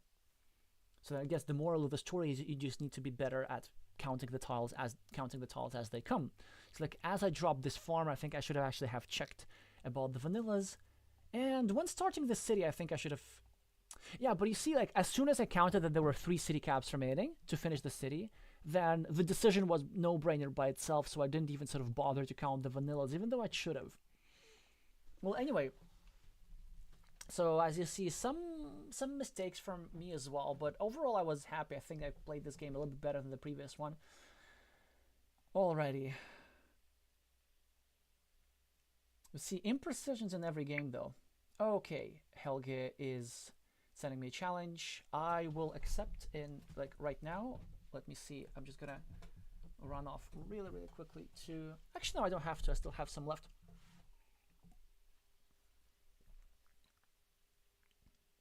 Alright, I will. I'll be back in like 30 seconds. No, I won't. Too late. The game has started. Okay, I have... Oh, nice. 600. Congrats. But I'm pretty sure you've been over 600 several times.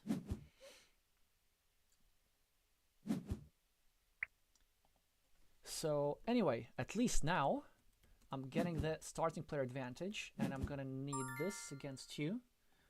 600 you've gotten very, very strong.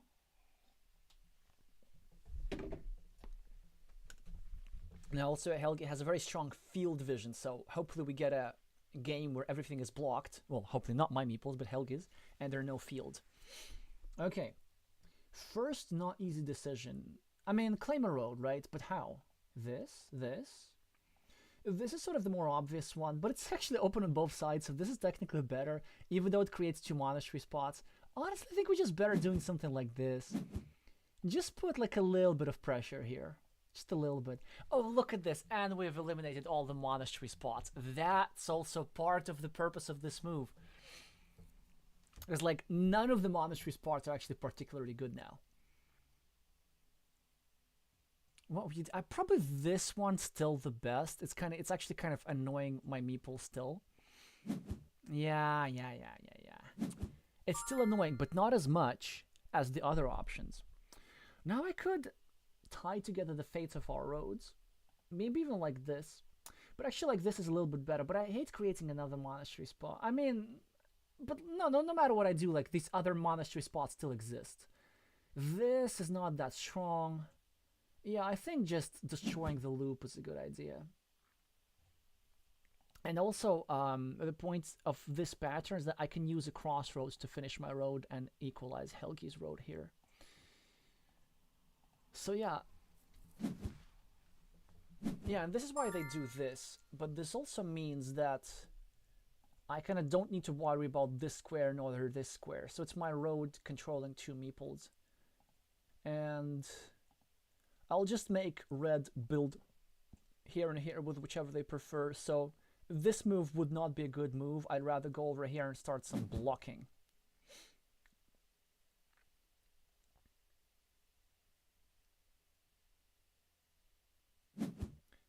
And they go over here, and thankfully they make the mistake of not meepling the road. So this is a huge one. Huge one.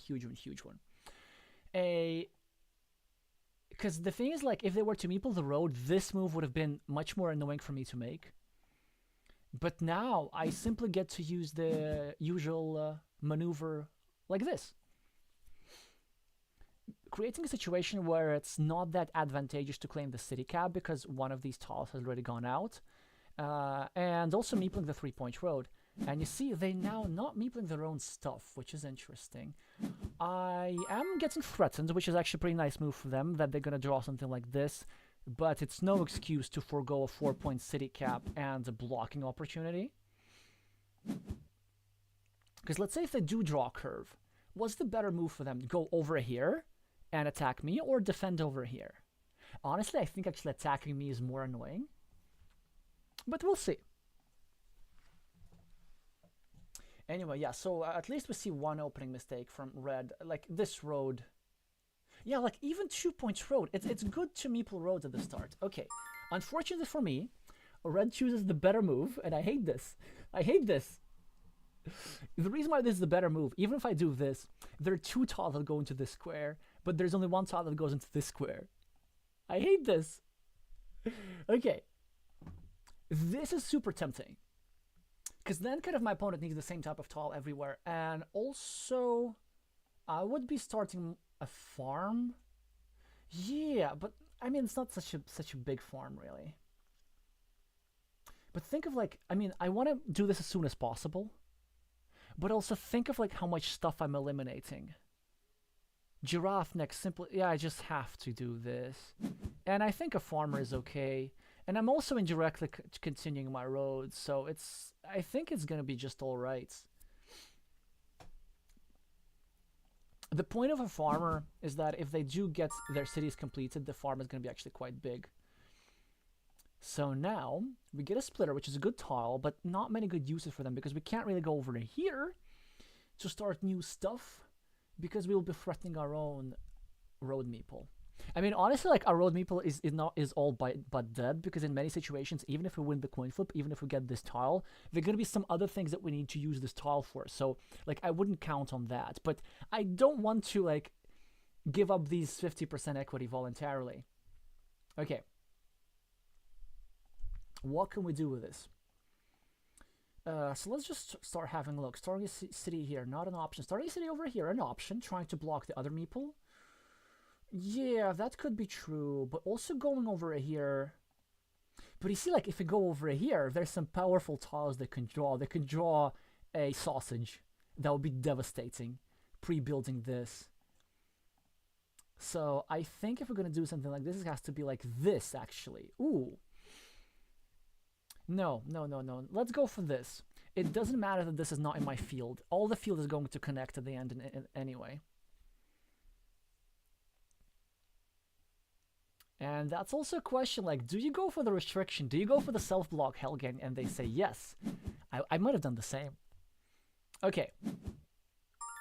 Next step, what I want to do. I want to continue my city, of course, at some point. But I think like claiming this road is also kind of nice. Precisely because of this. So now they can't do this. They need to wait for a city cap. But I can do this. There's some patterns where, like, if I get a straight line and a good combination of tiles, I could actually block that square eventually. So, and now I could start going over here and attacking both of these. No, I just want to explain, like, not blocking this square, but creating a pre-block, blocking this square, then drawing a tile that finishes my road and expands my field and gives me a meeple back, but traps this meeple. So that's an opportunity. But not now, because I just need to get out of my harm's way and finish my own city. Also, fortunate enough to draw this tile that fits this square. So that's kind of nice. Okay.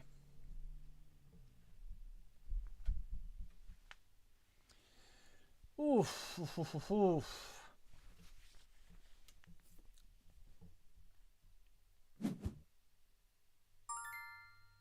That is super unpleasant because it gives me only one tile to get a meeple back. Actually, it guarantees that this meeple's not going to be back unless I draw a crossroads, which I might have to put this at this time. So the thing's like, if they draw this, they're going to put it over here. And then they can't put this over here. And then I can't put this over here. And so, like, if they prolong my road, this guy's dead. But also, even if I draw this, okay, I put this over here, and now what? My blocked road is still facing into this blocked city. So this meeple is all but a goner. So my idea is either I draw a crossroads, or I simply try to block this square and make sure that this meeple goes down together with this meeple. But another important part of this move is, like, the idea in which this big field expands and these two castles start belonging to my field is gone. Okay. I could go over here and start asking the question about their city directly. But I think I'd rather take care of this first. I think this is a bit stronger. Because I am threatening something. I'm threatening a little bit, yeah? For example, I could actually go over here and then try to block some of these squares. Whoa, but they don't even care. They don't even care. I get a very difficult tile to play. So actually, I could just go over here with the meeple and wait for a tile that gets me a road meeple back. And that's also an option, honestly. And it expands my field quite a bit. But also, like, what else do I want? I mean, ideally I want a straight line here. Oh, that would be nasty. Straight line here. Okay, I have to act. I have to go here. I think I'm just going to equalize the ruin, even though that's not what I wanted strategically. That's interesting. Okay, this is to prevent the expansion of my field. And also, I mean, it's smart. And also to make sure that they have the ability to finish this city. But actually, I am okay with finishing this city myself in some scenarios. So then I want to either block this square or give myself a road, and yeah. I mean, they're playing well. I don't like this. Do let me know in the chat, like, would you have placed this tile over here with or without a meeple? Okay, now I think it's time to take care of that block. But it's so annoying. I mean, okay. Because if I'm unsuccessful, then they get to go over here and claim a new field. But if I go over here, if I'm unsuccessful, yeah, the same issue. But at least like I start a city in my field. Yeah, honestly, I think this is just best.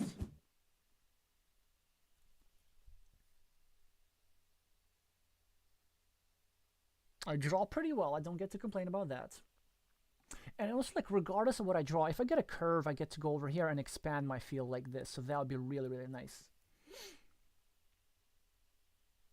I am not worried about the city at the top, because if they get this tile over here and try to connect, actually they could, but there's only 4 remaining, and there's some blocking opportunities given that the cow is here. Yeah, they play a good move, but unlucky for them it's not going to work, because I'm not going to put this tile over here. I'm just going to go like to a random place. So this meeple's trapped. So is this. But then this also means that Helge will be the one who needs to go over here. And they will need to add me an extra point. They will finish the monastery, but it will require them some effort. Ouch, they start a new city, and it's a problem for me. Okay, so now, luckily, I get a tile, which I'm not going to use over here. I think it's important to complete the block. The only question is, like, do we leave the city cap here and try to get more stuff on our field, or do we leave it here and kind of leave our city a little bit safe? But is it safer, though? A little bit. Yeah, okay, I think we go here. I can't meeple this. Yeah, I can't meeple this.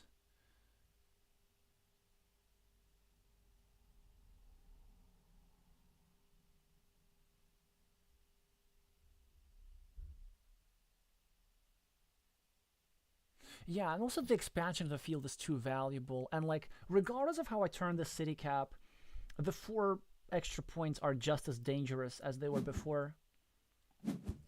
Ooh, okay, so they are taking 2 points. And also pre-building use of 4 points with a dagger.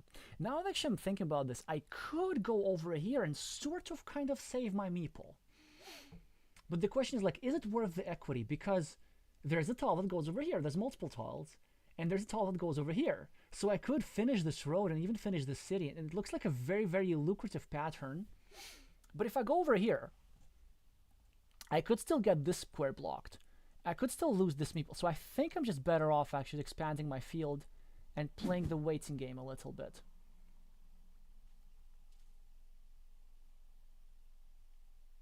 Now they again, no, interesting. They should probably continue their city like this, but they're also having temptations about this square as well.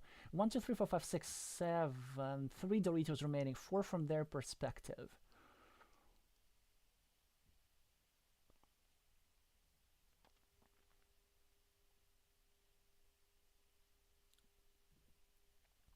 Yeah, I think it is correct. But this also means if they finish this, I'll be able to block the square potentially, so that's nice. Okay, now I have to continue my city like this in the safest possible way, but I get punished for that! Ah! Oh, it hurts! It hurts! But it's still the correct move. It's still the correct move. And now we get our meeple blocked, understandably so, but I think now we need to go here and actually wait for a triple city tile and drop another city cap on my field as well, but they get a triple city tile, which again is fine. They can do whatever they want. This means 1 fewer for me. Yeah, I don't know. Do let me know in the chat, like, would you go for this pattern over here of the 50-50 of saving my city, but then having all these opportunities? Kind of very, very curious. Okay, good tile for me. So I could either start a block over here, which I think is a premature.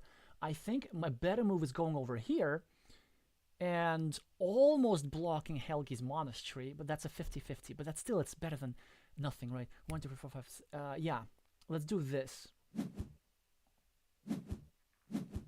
And creating a platform to abuse this space here. Because what is Helge gonna do? I know what Helge's gonna do. Helge's gonna go over here, like, and start attacking me. and I have issues with this city. I want to attack it as soon as possible. So probably as Helgi, I think I would have taken the 2 points elsewhere and still waited for a Dorito. There's still plenty. There's like 3, and if you need to bail out for another tile, yeah, I think you can do this in the future. So okay, building up the monastery makes sense. I think the blocking move was a bit stronger. I'm gonna take the quick points because I'm not gonna block this just yet because it's not a definitive block. I'd rather take the points first. Yeah, okay, now Helgi almost finishes their monastery, but I will be able to now continue the block of the city. This side is obviously correct because 1, 2, 3 daggers, very standard case of dagger asymmetry, whereas if you block from the other side, well, if you block from the other side, then there would be 2 more tiles remaining, 2 of these daggers left to fill in this square. So this is the strongest move. Now only 2 tiles remaining in the deck, and I just happened to draw one of them. 2 tiles that would let Helgi complete this.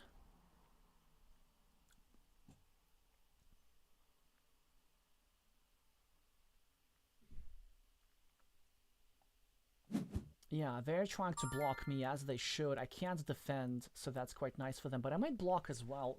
Might block them as well. And at least the game is headed to the position that I wanted, which is, remember that thing where you have everything blocked and stuff. So that's nice for me.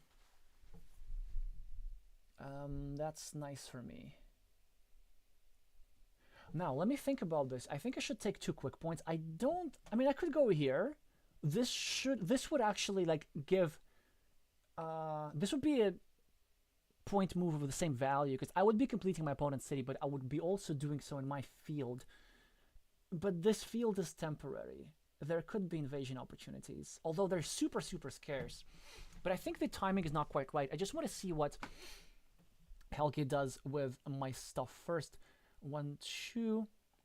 Okay, I think this move is stronger a little bit. Yeah. Oh, there was a starting tile. Ah, yeah, the starting tile. Kind of keep forgetting about that. Okay. Oh wait, I could have. Wait. I could have used this tile to block as well, right? I could have used this tile for a complete block. No, it wouldn't be. It would have been a complete block because Helgi just drew the Dorito, right? I just obviously counted this is the last Dorito with the road, but going there would have been a bad idea. Okay, now we get a city cap, and I think we need to proceed with blocking ideas. So we go here and just leave this empty. Ooh, this is painful. This is giant pain for me. A lot of pain. And I'm also going to get this blocked. And I'm also short on meeples. Well, I guess I'm going to take any quick points I can get. Although a defense tile might have been better, but I don't think I can say no to quick points at the moment. Because I'm losing this one in a major way. Okay. And the issue now, my field is fairly safe. Oh yeah, I forgot about that one. Could have I defended? Well, I could have defended with the starting tile. Right, I could have defended with the starting tile. But that actually would have made matters worse. No, it would not have made matters worse. Just attacking Helgi City was more urgent. Yeah, like, there was just no way of blocking in a secure way, and I can't really use my meeple to connect. Was there a way for me to defend? No, this indirect defense thing is just not worth it, seriously. You can only say that is seeing this in hindsight. And my position is not... I mean, it's pretty bad, actually. I'm down 4 points. Well, I do have a field that's very nice. Okay, so let's have a look. 4, 7. No, we need to make a move, so it's going to be this. I have just long decided that this will be the move. And I will just, like, try to hold on that field for dear life. Helgi can get a meeple back, and this one coin flip will hurt me a lot. I don't have enough time to count points. I'll just need to hope to win some coin flip for cities and hold down the field. I think this is my victory plan. I'm going to start by expanding the field in the first place. Helga's going to drop a farmer, as they should. And I'm going to start blocking field connections. And also, like, my field is not that big. It's also another problem. Yeah, that city. I don't know. Do let me know, like, what could I have done differently about that city? Because I do feel that I did the prioritization and everything. Okay. They're now threatening a connection. There's still plenty of tiles to do so. I believe we take the points first. Because if they take the other city cap, I could, like, drop my last farmer to connect. And if they connect, I could drop my last farmer to connect. Because I'm -9, but, like, if we look at blocked meeples, it's sort of even. Because 3 versus 3, 1 versus 1, and yeah, I have an extra block meeple, that's the thing, like 7 versus 2, so I'm +5, -4. On the fields, this is equal. I have 1, 2, 3. So I'm at +4, but minus a meeple. What's more valuable, 4 points or a meeple? I mean, it's obviously a meeple. But maybe if I get to do something over here. Actually, I might not even want to block this. I might want to kind of go here. Ideally, I want them to connect and then for me to reconnect. And then try to make it in such a way that I have a larger field eat up these points.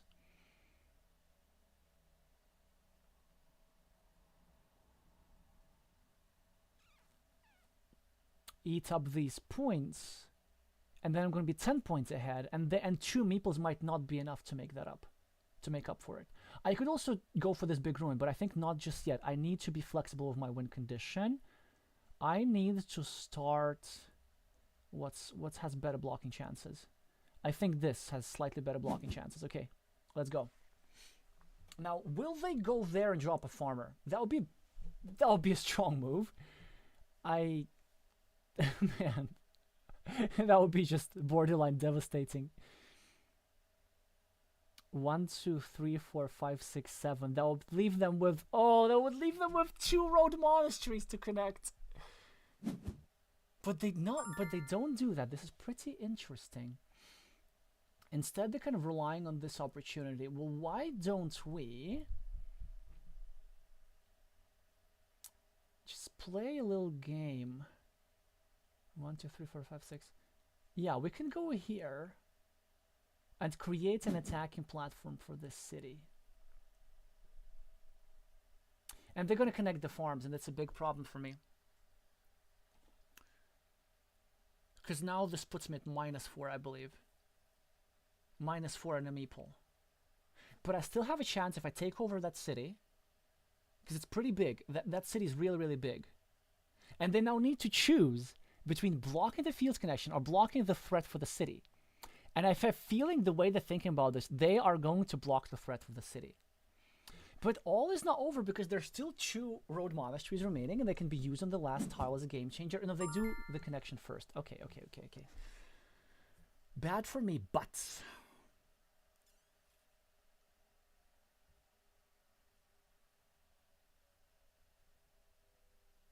Two curves and 1 curve remaining. 1, 2, 3, 4, 5, 6, 7, 8. 1 curve remaining. So my plan over there don't work. But I think let's start with this. Let's kind of start creating some platforms. This is all what we want. Now, please, please, please, please, please. Take these 4 points. Don't take these 3 points. Or no, get your meeple back. Get your meeple back. Please do that. Because, like, if you give me a meeple back... Oh, that's a mistake. That's a mistake. The things that I can do with that... No. You don't do that stuff when you're ahead. You don't do that stuff when you're ahead. Like, there's a road monastery. The game is so volatile. You were 4 points in the lead in the meeple. Again, let's just double check. I have 4 extra points on the board. I mean, they do get some nice points, though. But now they're only 9 points ahead.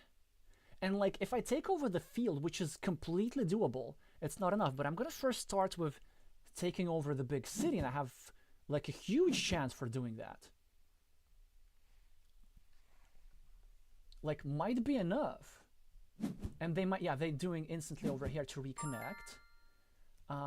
But then I think I should be taking quick points here. It's not enough to. What if I go over here? Do we have tile that fit into that square? I actually believe that we don't. So that was a useless move. Okay, let's start with taking the quick points. Because I just don't have enough time to think. Yeah. Okay. They do connect. Which is, I think actually this is just a loss for me. Because not only do I need to draw the one connection tile, I need to set up a field connection myself. And that was a problem. I wish I had more time, because I would have taken these 2 points instead. And then I could have used this monastery to connect to the field. But now... Wait, do I have enough? Because I have the 4 points extra. I'm only down 6 points. If I go over here, this puts me up 12. No. It actually puts me at 0. I don't think there is anything I can do.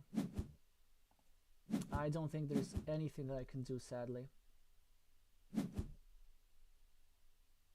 Well, it is what it is. I mean, they also get the second cow, so sometimes it's just like that.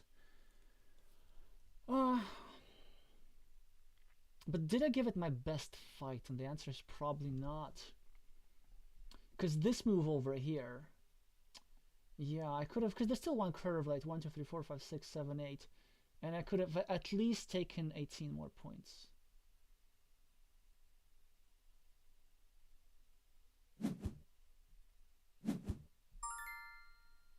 Okay, well, that's just unnecessary. Like, what are you going to have a 3 versus 1 majority? This guy's not coming in. That's like dancing on a corpse. Okay, let's just go here. Looks like a lovely field connection, but it isn't. Oh well. Anyway, this one, I don't know. So lots of difficult moments and questionable decisions, and the problem, I think, other than this move, which I think gave up too much stuff for you, that was like way too volatile. If you ask me, yeah, you take the 4-point road, I take the... Well, let's block the square just in case. Oh, so you take the 4-point road, I take the 6-point field.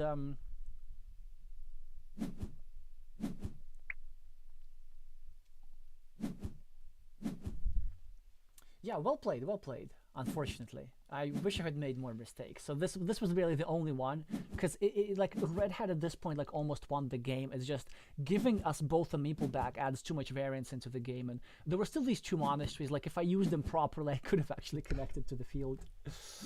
But I don't think this would have been enough, because I would have had like 18 points extra, right? But I would not have had these 2 points. I would have had these... No, I would not have had these 6 points either, actually. I would have had... Yeah, none of these 6 points. Yeah, yep, thank you. So it looks like this field made the difference, but it's not really this field. Let's see, okay, if I would have just drawn this. 1, 2, 3, 4, 5, 6, 7, 8, 9, 10, 11, 12, 13, right? So that would be 12 extra points for me, which still is not enough. Yes, I mean, they played well in like kind of creating all those counter threats. So I don't really get to complain about the 2 cows, because if I draw one of the cows, then I still need to not only draw that, but also connect to the field. Which also brings me to another mistake I made. This move over here, I actually had either miscalculated or forgotten that there were no daggers remaining. So this was not really setting up a field connection.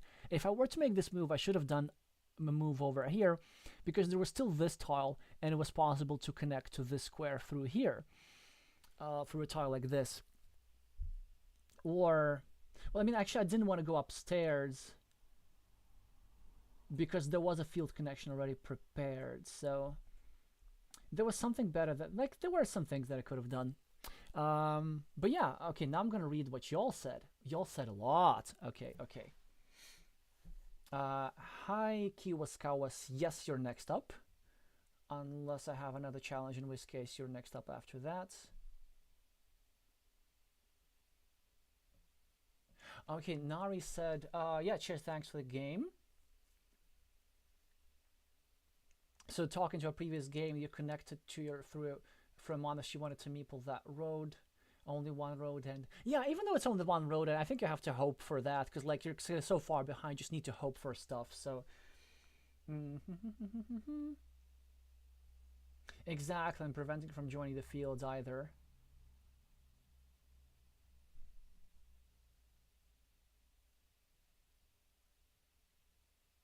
Which field connection on the bottom did I miss, Elias?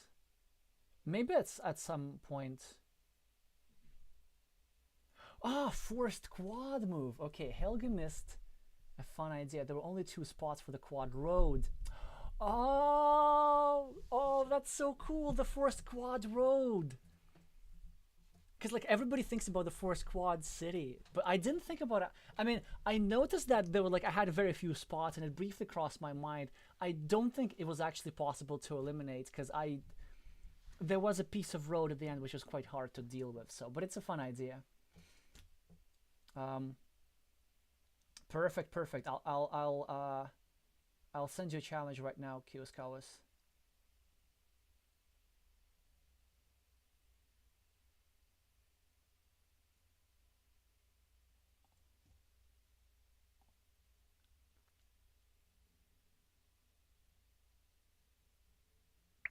Ah, perfect. You sent me an invitation yourself, so that's nice. Okay. I think I really need the water, so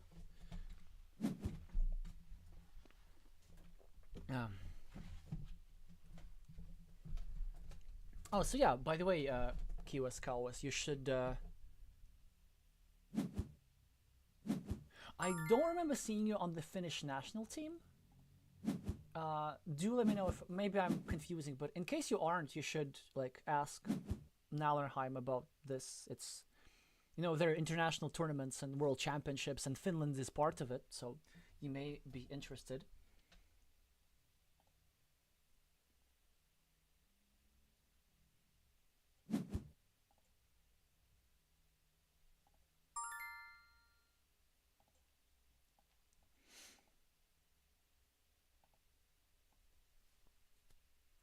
Okay. Well, we get to start a new city, and I want to start it in the safest possible place, which is here. Everything else makes it easily attackable. I'm not afraid of a block towards the square. I am afraid of thirst. So I'm going to confront this fear right now.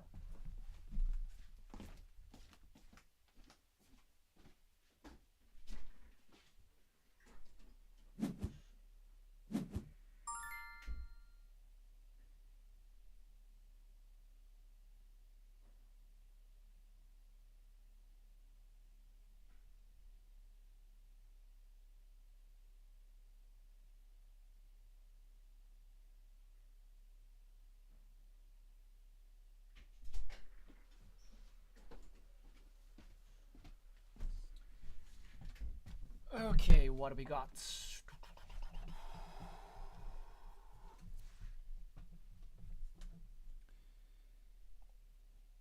Ah, this is actually interesting. 2 points somewhere, maybe? Next to my city? No. Oh! Let's go for the greedy move. For the one which sort of gets the points indirectly, but also creates a bit of a harassment. Well, not. It harasses already the city. Yeah, and my opponent takes the better road. Now, of course, we get the usual pattern with the divider.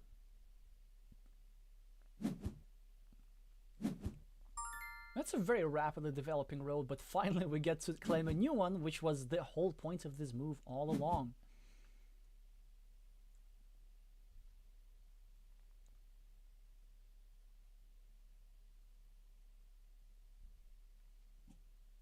Imagine if this meeple gets blocked in the future, it was only because this indirect road. But the downside is that it's this. Oh, now I need the crossroads in multiple places. Ah, good move, Curity. And because I need it here, but also I really need it here, actually. I think this is more important just to get that city over with. I'm not sure about the prioritization there. It kind of feels that something that is important. Now, I'm about to make a weird move because I know where my opponent's gonna go. Yeah, of course, here. And I think the move I'm gonna make is normally something that I don't do.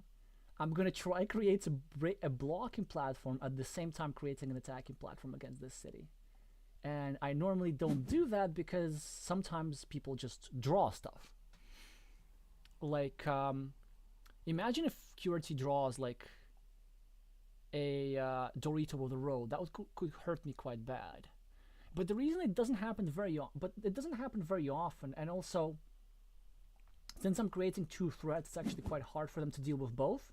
Okay, so QRT, now this was actually a big mistake because there's still plenty of roads, and you can wait for this tile like for as long as you can just wait, because the threat is like if I take a curve, I get to block this meeple, and it's a very, very big threat. Like with the one move threats, you need to deal with immediately.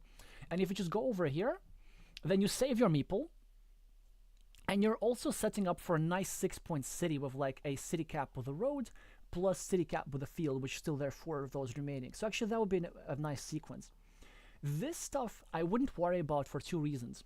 First of all, there's still plenty of tiles that left into the square, including the 2 road monasteries, which are the best possible tile to be finishing this. And actually, it's better to even wait so that you can drop the road monastery here instead of here, which is 2 points less. Another reason is that actually I'm not in a hurry to block this square because I have other threats that I need to deal, not threats, but like other features that you're developing that I need to deal with. And I'm unlikely to go over here because if I go over here and try to create an attacking platform, that will be attacking my own city. Or if I go over here to create an attacking platform, you get to go over here for indirect defense and then you get to attack my own city. So in either scenario, my city is a bit threatened. So yeah, generally you want to protect your meeples. Well, let's see if you get bailed out, and you do. There's a chance now. But you see that, but now this is not that good. Now this is not that good because I can actually, now I can start blocking. Although there's still 3 tiles remaining that left fit, I think I'm better off starting blocking like this because it annoys 2 meeples at once. Well, sometimes it happens, but okay, that's okay. That's okay. It's actually not a big deal, because then this meeple's still stuck, and I'm really taking away a lot of tiles from my opponent as well. So now another thing, do I want to go here? Not really, no, because I don't want to create a big ruin. Actually, it's an interesting situation. I don't want this tile anywhere, because here it's actually helping this guy a little bit because it's protecting it from both squares. It looks like, oh, there's only 2 tiles that left here. But it's a bad block. Well, first of all, it actually threatens my own meeple. But even with this meeple without there, okay, like, how are you going to continue this block? Like, are you really going to use just a city tile to just create an attacking platform, which is possible to defend? The thing is, like, this formation is super, super defensive for red. So I think my best move is to go over here. Now, with or without meeple, that's the question. I think I'm okay doing it without the meeple, because my threats of blocking are pretty big. Yeah, I think this orientation is a little bit better. So that I can use this tile for connecting, and this tile for blocking, and so on and so on and so on.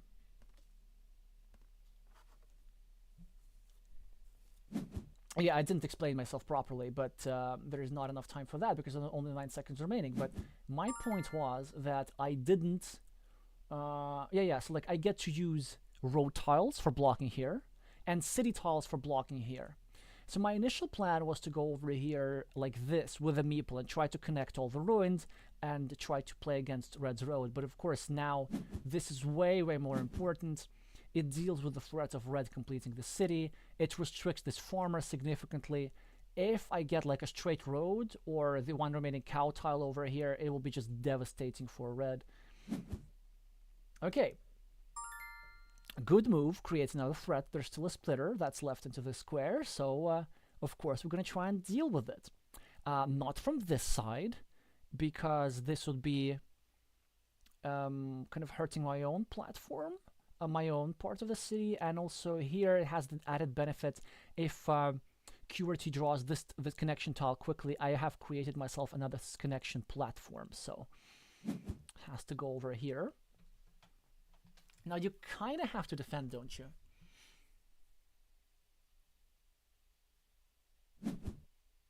Yeah, nice. This is good move, good move. Again, I have the same problem. I need the same tile in 3 places. I need to start a new city over here. I need this meeple back over here. I need this meeple back over here. I actually prefer this one because it's gets some quick points along the way, and it also restricts the field significantly, so that's really nice for me.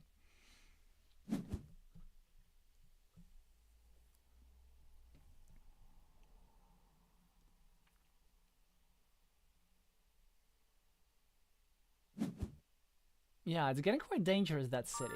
But I drew one of the 2 tiles that fit into this square. And my first instinct, I mean, I could go here, and I will at some point, but I think just getting a meeple back is better. Do I meeple this? Wonder if I've... Not really, no. There are not enough tiles remaining. Okay, now I have a true problem.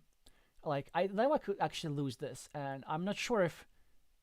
I think this move is still okay, but... my opponent, I can't do anything about my opponent getting a city cap and creating a threat of completing the city. Oh, no, QWERTY. Well, actually, I'm not sure. Maybe the second meeple here is not that bad.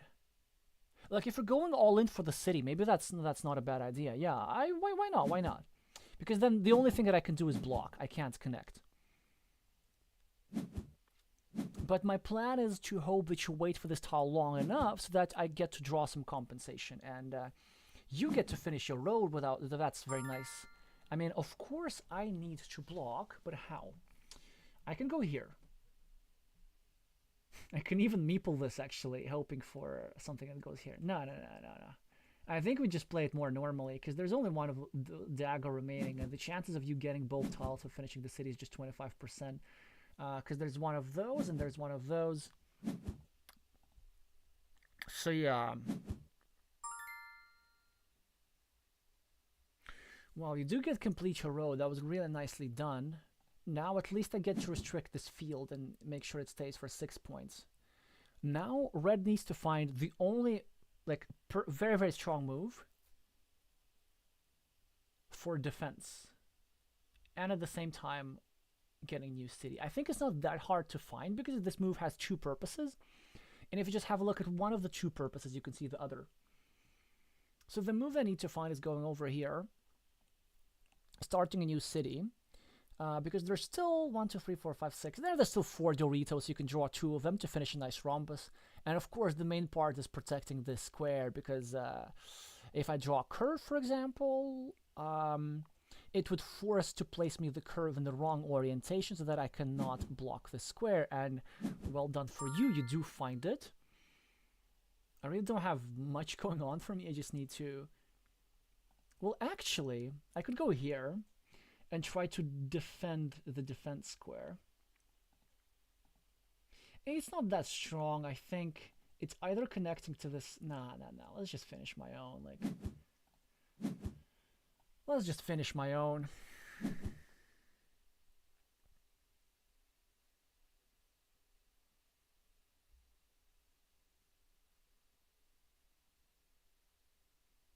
I'm not sure if that's best though. Maybe with the lead I'm better equalizing, but I also don't want to lose this meeple. And given my lead on the scoreboard, I actually sometimes get to survive this big city if I drop enough compensation. So whatever happens, a compensation farmer is going to be dropped over here.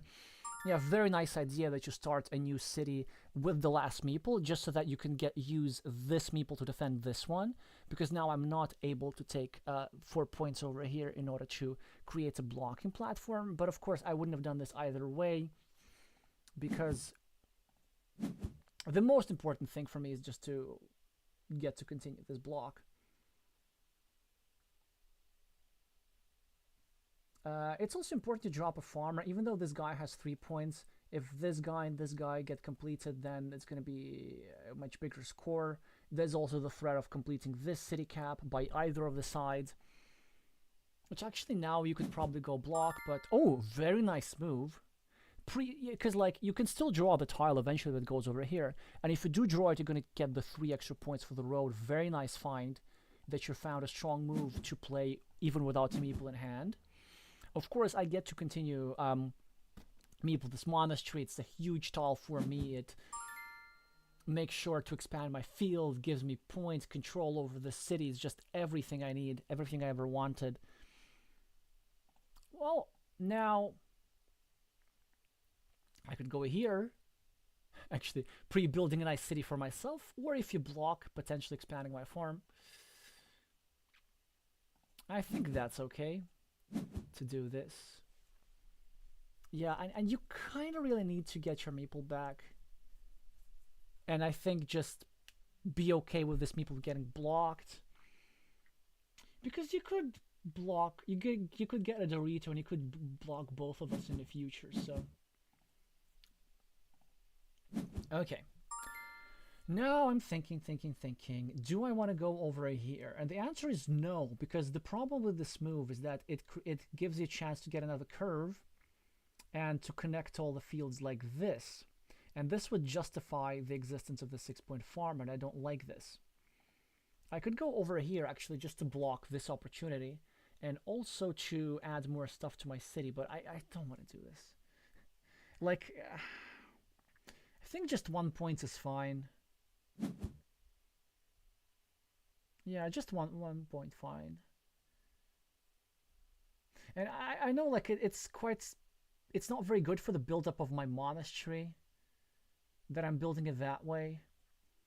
Because if I were to, let's say, use a curve over here, this would make it so that I would have another monastery platform. But this farmer, if I started playing against this farm, I'd rather continue doing so. Strong move. I think same idea, but without the meeple on the city cap, because it's like it's not very advantageous for me to try and do something about that. Well, to basically go there. And you want to keep your meeple intact in case you draw this tile for these quick 8 points or 6 points. I think starting a new monastery is a good idea. I was normally going to go here, but I think going over here is actually quite powerful because it gets to do something against your city cap, so that's nice. And here you probably should finish your city.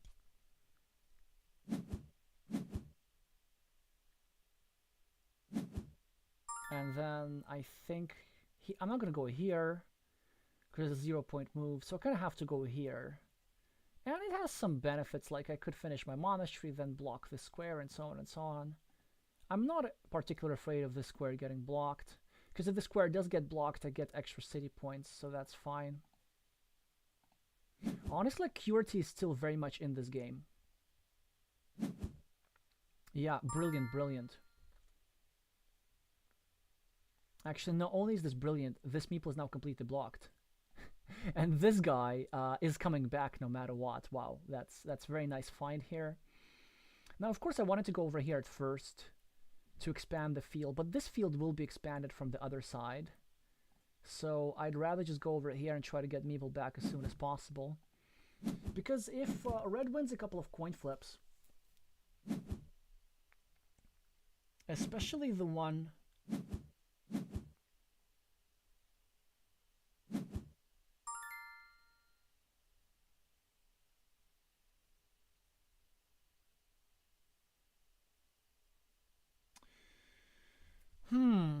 Especially the one for this tile over here and this tile over here. They're doing just fine. They're like ahead. I want to add a point somewhere, maybe here. I don't want to do it here just yet because it threatens my monastery. And also, there's one tile that goes over here anyway. I could go over here for a setup in case I get one of those. But actually, it's been set up anyway, so it's not like I have to do this. I think the best move is just to get a point here, because the cities at the bottom are never going to get connected, because there's only one triple city tiles remaining, the horse and its and my opponent needs it here. So it's a safe way to get a point.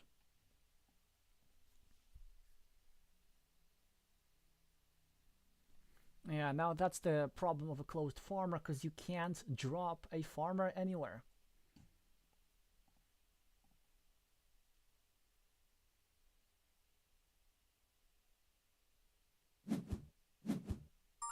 Okay, so I'm gonna start a new one, which makes sense, but it gives me like a lot of freedom. So I could go over here and connect the, well, it actually looks really strong. Then I'm sort of foregoing the idea of bringing the city into my field, but what does it matter really? I could go over here in order to complete the block of that square, but I'd rather use, actually wait, there's no other tile that I can use because all Doritos are out. And there's only Vanilla City Cab, which I need elsewhere. So like this square is not going to be blocked. That was like, yeah, that's not going to work. But I think it's still not worth it in case you draw something that blocks my monastery. So I need to get my monastery meeple back first, and I would just like rather have new stuff on my fields. And now I'm getting a real problem because you're getting a meeple back. And well, I'm still gonna score points because if you use this fields connection platform, I'm gonna use this fields connection platform. So actually, I'm kind of hoping that he's gonna drop a farmer. Also, that big city is not that devastating. I still have the monasteries. I can get a meeple back. Even if you get these, like, 8 quick points, I think I might survive just fine with the farm. I should be counting points, but I wasn't. Okay. So,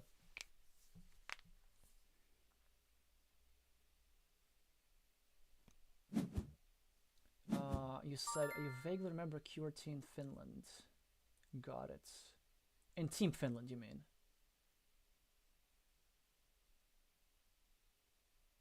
Okay, I could have defended the blocking square with the city side to prevent defense with the curve. Yeah, but then I would be taking away monasteries from myself. Okay, so you connect over here. Fair enough. Oh, but well, that's so smart using the better connection platform. Because if I go over here, then this connection platform is blockable. But wait, but if you block this, then I block this. Huh, that's kind of fun. But I think I just rather go over here and... whoops. That turned out not particularly well. Well, you could block me. Hey, that's fair enough.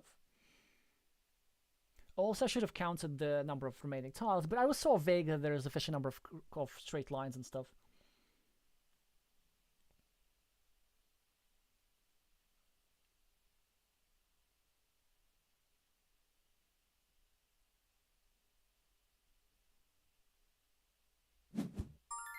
Okay, so decided to go super greedy. Wow. Super greedy. Super greedy. Can we punish that actually? Because if we go here, what do you lose? Well, you lose a starting tile because there are no daggers remaining. And are there vanillas? I believe there's 1, 2, 3, 4, 5. No way! There are no vanillas!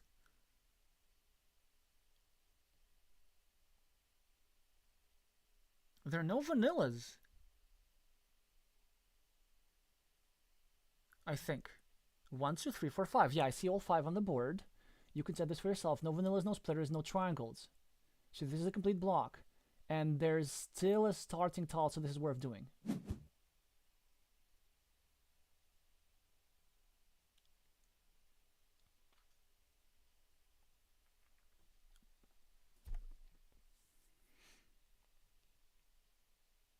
Okay, so you get to connect to the field. 1, 2, 3, 4, 5, 6. 1, 2, 3, 4, 5, 6. Yeah, there's still curves remaining. Okay, and I'll look at this move. I'm quite happy about what's about to be done. I could, of course, get a point for the city or whatever, but I think my stronger move is going over here and not allowing my opponent to block this square. I mean, not a much stronger move, but like somewhat stronger. Oof. It will still be possible, but only with the starting tile. Because there's still curves and straight lines, so it's not possible to block me completely. And I get to just continue my cities and add points to myself. Okay, now it's sort of kind of possible to block.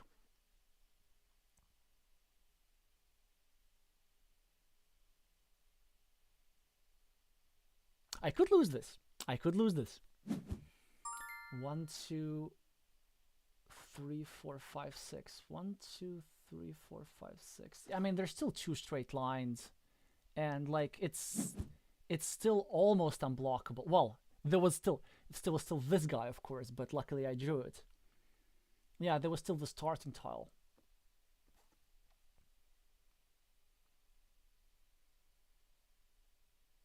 Actually, I'm not sure about this monastery placement. Maybe it was better to place it somewhere else, so that in case I get blocked, I can retrieve this guy and then use something else later.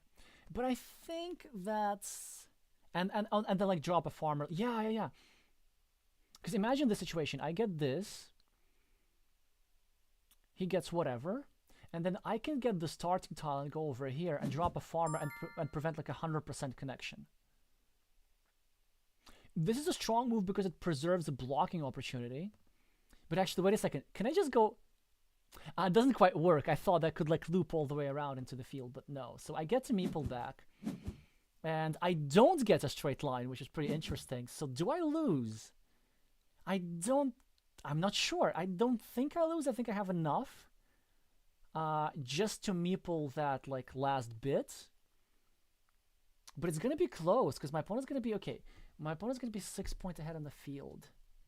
And there's just 1 straight line remaining, yeah. So luckily I do get the 6-point road, which is not enough. Man.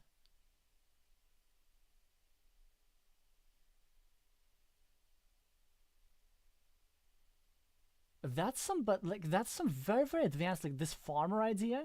The counterintuitive idea of meepling it near my monastery just so that you have a better spot. And I would wonder actually, should I've even bothered? Because maybe it was better for me not to drop the farmer at all. However, if I don't drop the farmer at all, then QRT can finish their city on the right and then do that themselves. Well, first of all, let's see who won. I'm not entirely sure.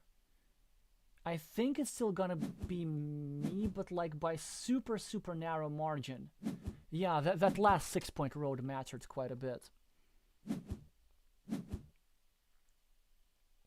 And I think there was even a winning sequence there. QRT first of all gets this tile to block. And then I get a curve to get my meeple back. And then I get a straight line, so I can't meeple this road. So I'm forced to meeple a shorter road, like for 3 points. So there was a scenario where I have 3 points less. Okay, which would have led to a win by +3. So this one was like really, really close. Yeah, seriously, very nice endgame. And I think you found some very, very strong moves. So what were some... And there's only like one major mistake that I... talking about was not saving this road meeple earlier. You ended up saving it anyway, but I had just so many tiles that could easily block them. So yeah, this row was lovely the way you managed to build this. I think the idea of going all out for the city was pretty nice. Not sure about the second meeple here, but I kind of understand this because I could draw a city cap and equalize this. I think it's okay to sort of go for the coin flip. And yeah, very nice field play towards the end. These 2 cities. Maybe this farmer was a little bit premature. Yeah, because it was quite easy to build this. But again, like not a huge mistake because some top players also do that and then they get away with those farmers. I mean, or sometimes they don't. Like there's a famous game where Marian Kurkan ended up playing against, I think, who was the Catalan player? I keep forgetting. But basically, in a match against Romania Catalonia, I think there was was that the World Championship or the European Championship? I don't remember which one, but I think it was the World Championship where Marian ended up being trapped of like 2 meeples on a field with 6 points. So you're in good company. Anyway, seriously, very well played. Definitely way above the like 330 rating. So hopefully you like get to like 400 very soon if that's your goal. Hi, Ignacio. Yeah, preventing game with cards, don't really want to do that. So I am up for more games if y'all are interested. But if not, I kind of no, I don't think there's somebody in line. Let's actually have a look if I an offer. Wait. Okay, Ignacio, are you Big Nacho or are you different Ignacio? Ignacio, I mean, because you're not Spanish.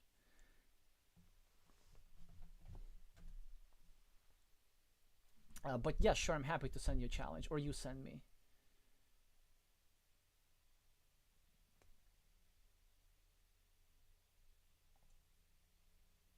Oh, Melvin Quaresma is playing. But they didn't sign up. We don't want to do unannounced streams. I once had a stream where like somebody just randomly invited me to a table, which never happens. Which never happened. And then after that, they said they had no idea I had a YouTube channel, no idea I did the streaming. So I thought I was playing against a viewer because there was one of the during one of the subscriber streams, and ended up that was just somebody on Board Game Arena. Yeah, yeah, I know there's a bit of a minute delay. Just like confirm us your screen name, and then we can go.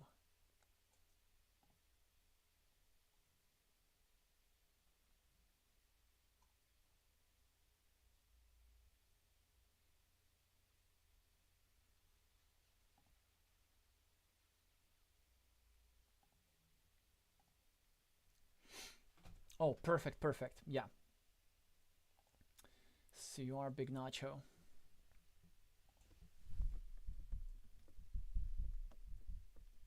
Okay, here's the invitation. Yeah, yeah, what else? And, well, this definitely warrants a refill, but I will be right back.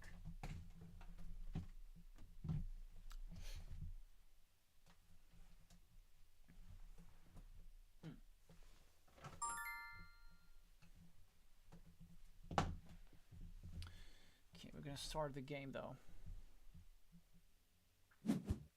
Slow speed, so enough time to come. Oh, 700, nice. Congrats on crossing the threshold, which I think you may have done before,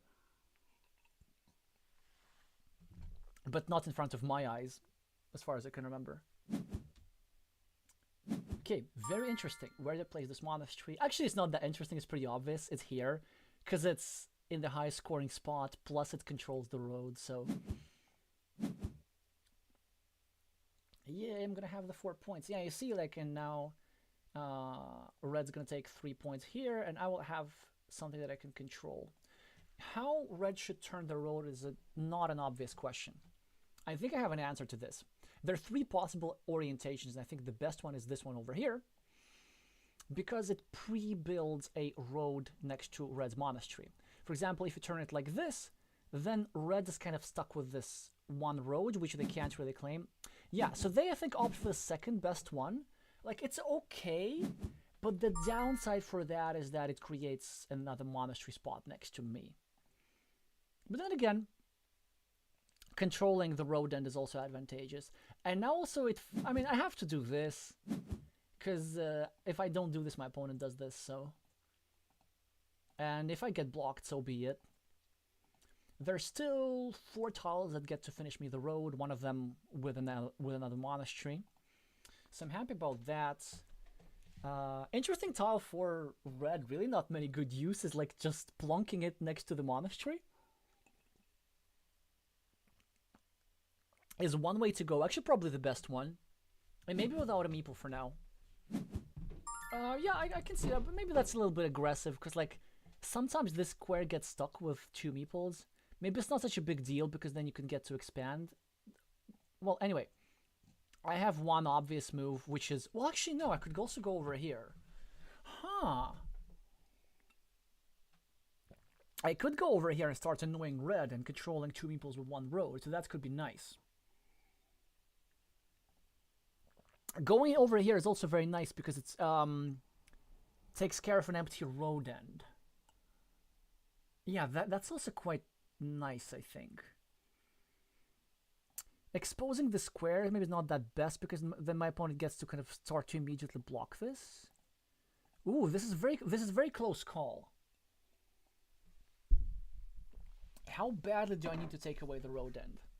And like whatever we do, let's commit to the decision and let's not say that, oh, if I wish I knew his hand. Okay. So my opponent has there's 7 crossroads, but actually we should only count the 3 crossroads with the grass and 1 the quadruple crossroads because my opponent can benefit from the other ones. But wait, no. There's like there's also straight lines, curves. But if I go over here, my opponent can start benefiting from straight lines and curves in another way. So I'm not really taking away tiles like that. I think I'm gonna just be a bit less aggressive than normally and go here. Yeah, and you see now. I mean, they can probably go here. It's completely fine. But then I get to equalize the city.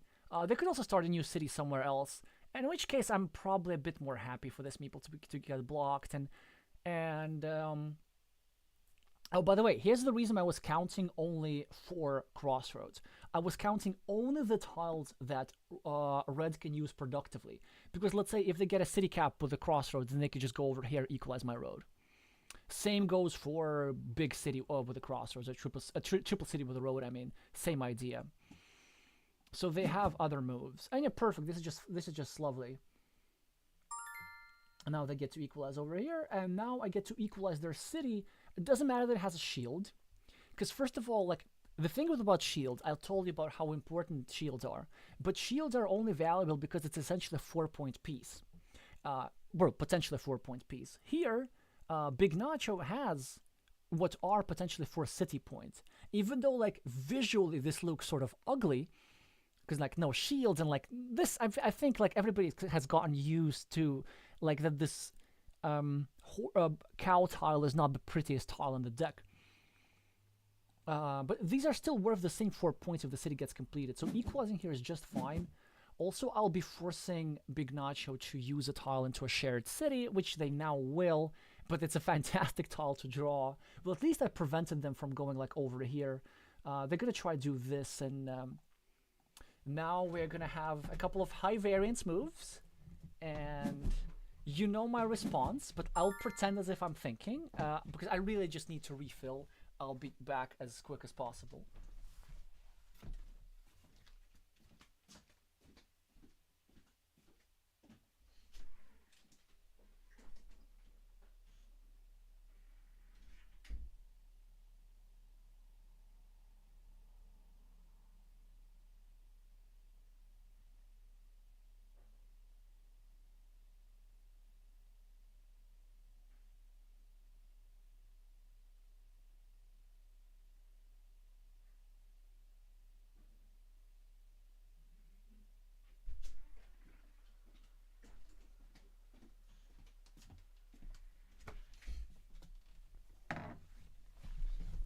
Alrighty, so the move is to go here.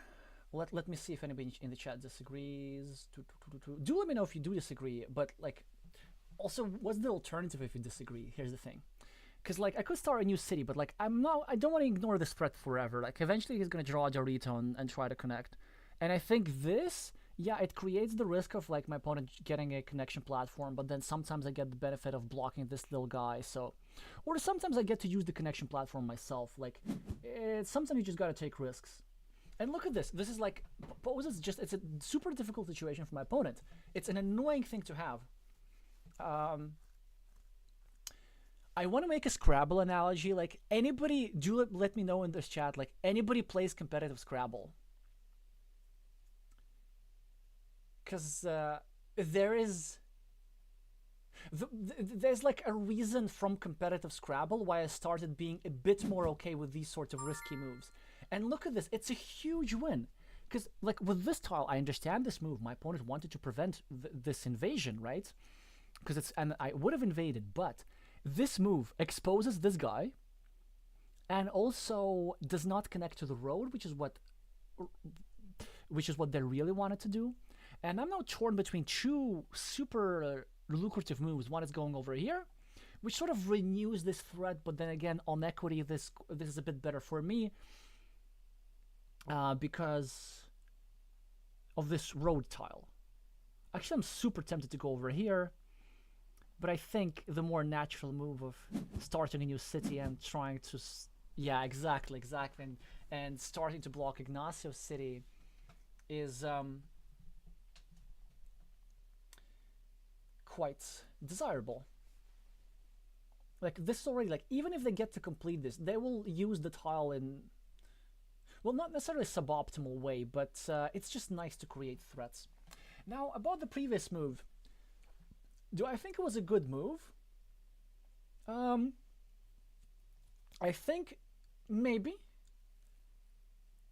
Like, I can understand the move because you really don't want your opponent to use the platform, but maybe I would have just gone for the road instead. And the reason for that, if you go for the road, let's say I draw the city cap and I do try to connect.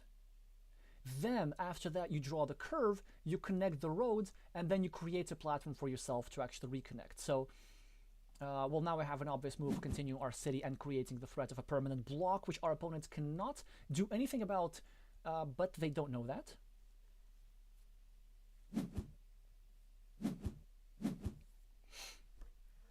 Okay, now it's an interesting situation.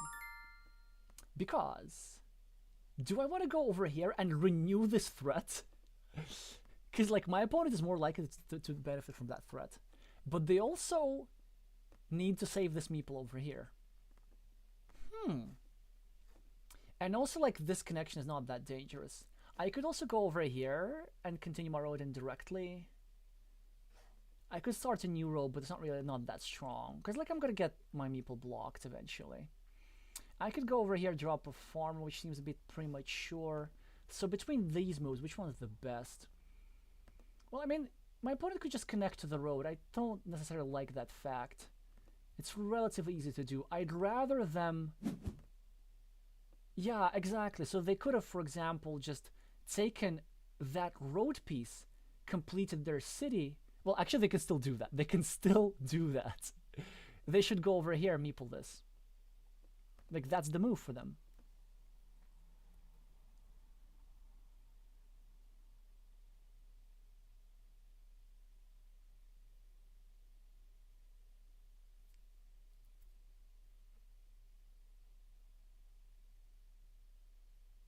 And it's a must meeple for the road end because it like prevents me from continuing my road like this, which is what I was gonna do in the next move.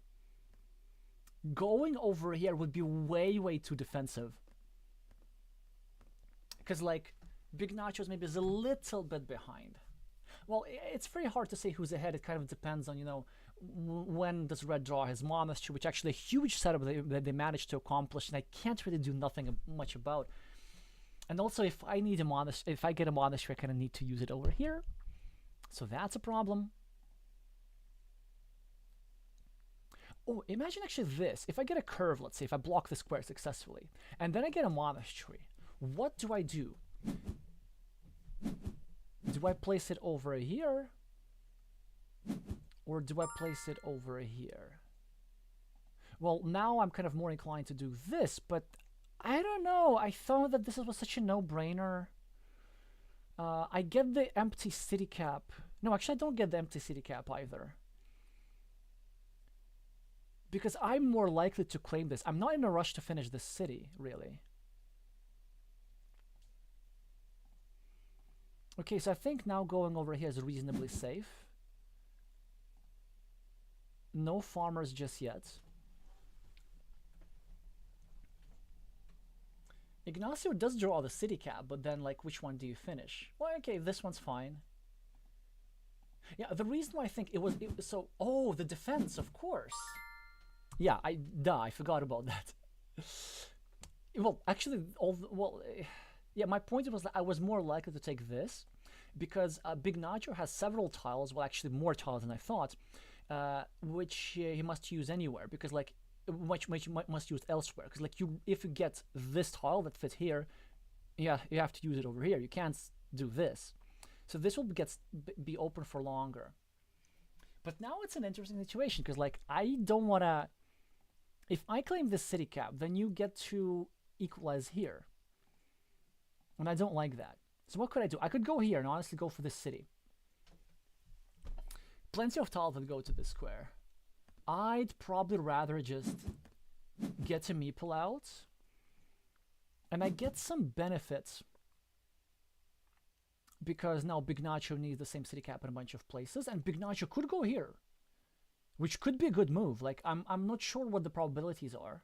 And as you see, I sort of chickened out a little bit. I kind of figured that I want to get a meeple back as soon as possible and maybe claim that city cap. And let's say if Big Nacho claims this one, then I can. So it's really between this and this. I think going over here is just a little bit too conservative. And I might have been too conservative a little bit.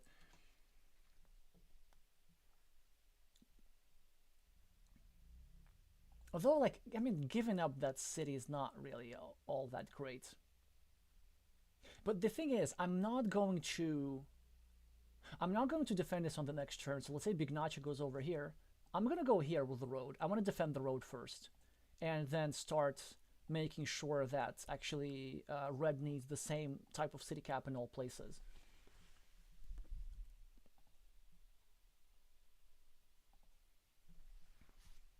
So yeah, this is interesting. Let me know, like, what would you... Do you think I should have invaded here? But then, like, if I do this, Big Nacho just goes here instantly. And I'm threatened to block. Like, this is... Like, I should study this. Like, I don't know the probabilities in this situation.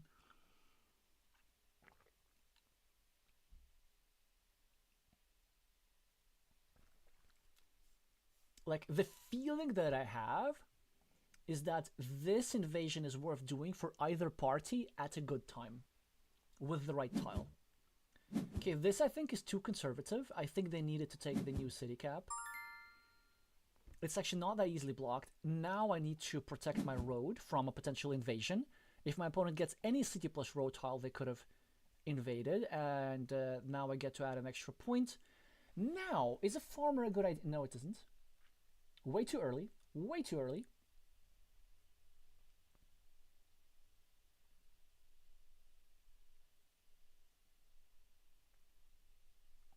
An easy move for red to just go over here and mess up my monastery spot.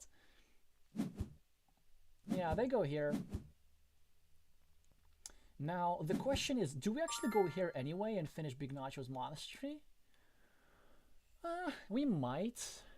In a different situation, because there's another monastery spot over here on the board. So if I use this one, they're going to use this one. This spot over here is actually a bit better than that one, because this one's a bit vulnerable from the left, whereas here I get to build up my two monasteries efficiently, but it's also with the cow tile, it's kind of easily vulnerable for above, because 3 starting tiles, so this square is a bit vulnerable. So actually I think I'm more okay with taking this. It has the additional benefit of being 1 square away from creating a blocking platform against that guy, so I think I'm quite happy with that.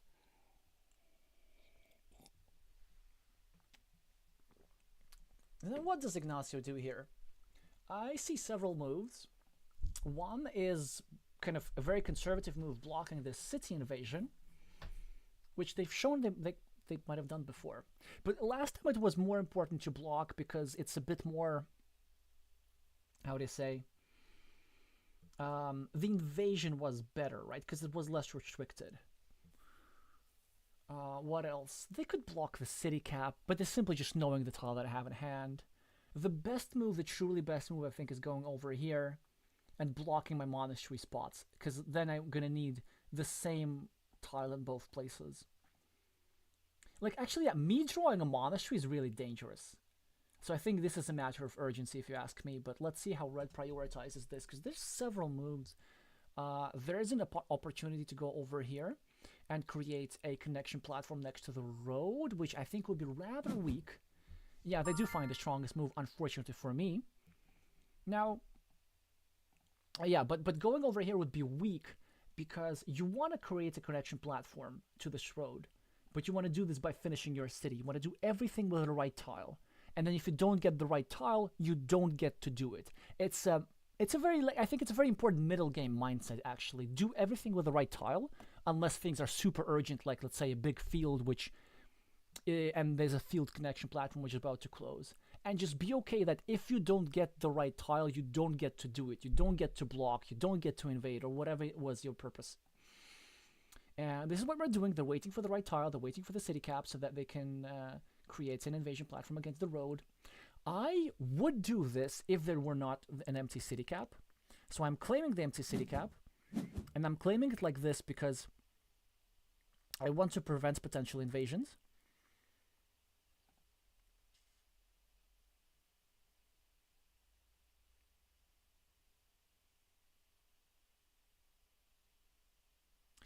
So I want to prevent potential blocks. Like, let's say if I go over here, my opponents can very easily get a cow tile and then make sure that this square is blocked because there's only one of the starting tiles remaining. So this wasn't the case in another game that I played earlier today against Senior Felzera. So if you're watching the stream not live, you can scroll back and have a look at that game as well, where I chose to turn the Dorito differently, but that was because the tile round was different, everything was different about this. Again, now I could use this tile for invasion, but I need to save my guy first. So quick points go for me, and now I get a better tile for invasion. Yeah, Ignacio gets, well, a tile for their city as well. I think the only thing that you're thinking about is whether to drop a farmer, and I don't know the answer to that question.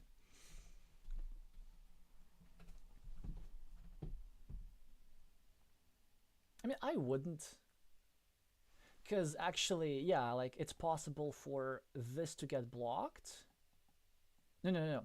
It's possible for this square to get blocked, and for this square to get blocked. And then you're going to be trapped with 3 points. Now, dropping the farmer on the other side, it's a matter of taste. I mean, you might take the tempo. That could be useful. So yeah, that's worth thinking about, actually. I don't have the answer to that. Red could also consider going over here. But then, do you really not save your city? Because there's only one of those remaining. One of those daggers. And given the probability of connection, yeah, the invasion might not worth it. So no farmer and no road meeple, decides Ignacio, I think, correctly.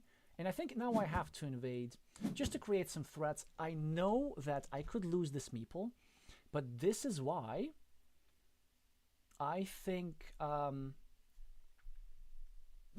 my way of, like, this tile is a little bit better. Because the idea is, like, if they get a road tile, I have a lot of tiles for indirect defense, such as the Doritos, the roadless Doritos.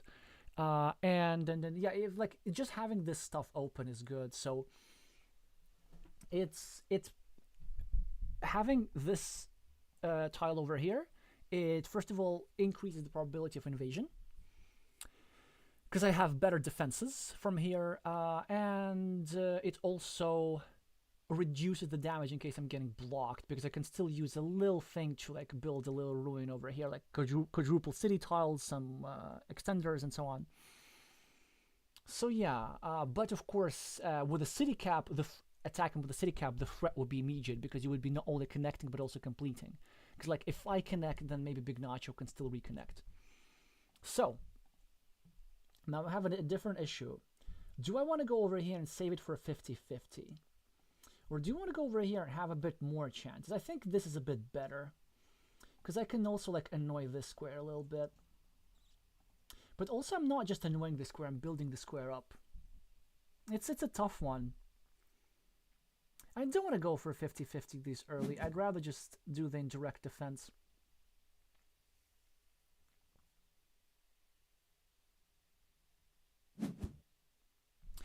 Okay, very interesting. And the question is, how... You know what the question is. You know what the question is. And you might know what the answer is. But, like, first of all, I'm meepling... Wait. Am I being a bit too ambitious? The answer might be yes. So I am generally considering this move. I will get 2 meeples blocked at once. But maybe that's okay. I kind of have enough to finish the game if I just can meeple this road. A lot of city caps have gone, so like the idea of spreading, and they're a bit spread out, so big field is not that big of a threat. This is powerful, actually. Because I am preventing a lot of like stuff that my opponent can do. Yeah. But then I could get 2 meeples blocked, because like both daggers are out. Now this is actually kind of awkward. Okay, we're going with this, and I think the idea here is that I am threatening multiple things.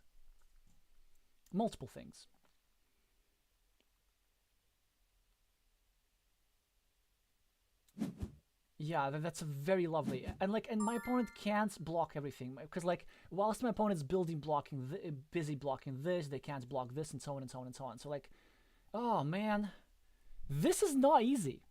Now again, I could complete the connection here, which may be a good thing to do, but I might be better off waiting for the Doritos, really, because like, I mean, this helps me a lot with the monastery. But then again, like, I might be okay with this because there's still a road monastery. I still need a curve here. So I think I'd rather take the immediate points and create another threat.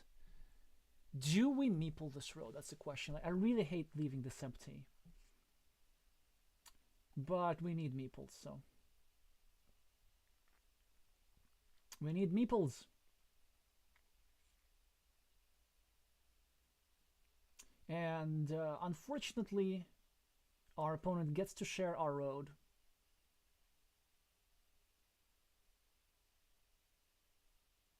Yeah, I don't know. Maybe like meepling this was good.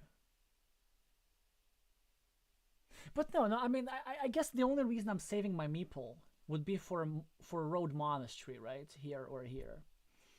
But if I get road monastery, I'm happy either way, with or without a meeple. And also, I forgot that if my opponent connects, they give me a meeple back. Yeah.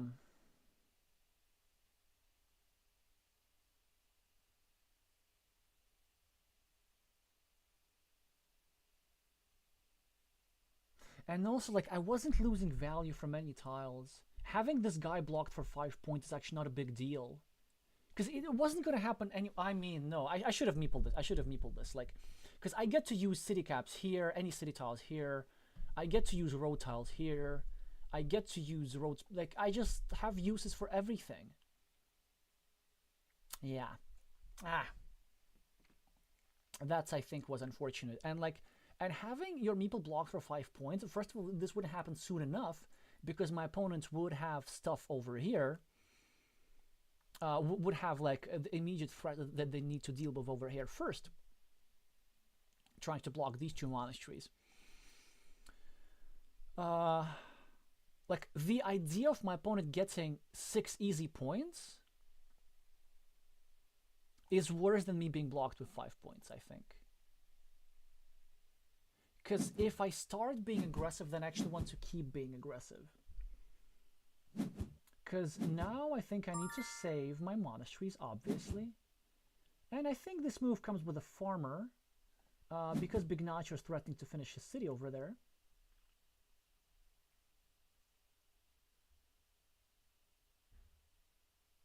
Actually, he might go over here and force me to defend. Or just finish a small city and be okay with this. This is very interesting, because like if he goes over here, he takes away monastery spot away from me. And 1, 2, 3, 4, yeah, so there's still 5 curves. And like I was still gonna go over here and I will be okay with drawing both of these curves. But this one's still gonna take me some time. Oh, but Ignacio also needs to go over here. So you see, like, the whole point is creating threats. And like, I wish I had the same position just with a meeple on the road.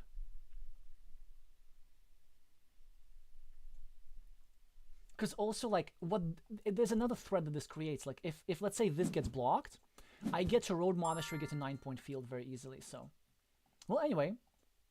Ooh, actually, we just better getting meeple back immediately, going over here. I think going over here is better because I still have a chance to get a Dorito here, which would be annoying for my opponent, or a monastery, which will be even more annoying. And I'd rather have the immediate meeples, and I really, really hope that I get to meeple that road. Well, I do get the crossroads, but I deserve to get punished for my opponents getting the crossroads before me. I totally, like, this is why you don't chicken out. This is why I meeple stuff. Like, this could cost me the game right there. This could have cost me the game. I deserve this. I deserve this. And I don't have a good spot to score 2 points. This point restricts my field. This creates a blocking platform against my monastery. So yeah, this is, I think, is an instructive lesson why you shouldn't be afraid of meepling stuff. But the main part is like, yeah, sure, my argument was, well, I have like too few meeples, but that was the whole point. Because I was like creating threats everywhere, my new meeple was less likely to be blocked, and I would have just, like, I could have just won the game. I would have just gone over here and meepled the 6-point field as well. I would just had so many. Well, I guess I'm gonna go for the move, which is just like weaker.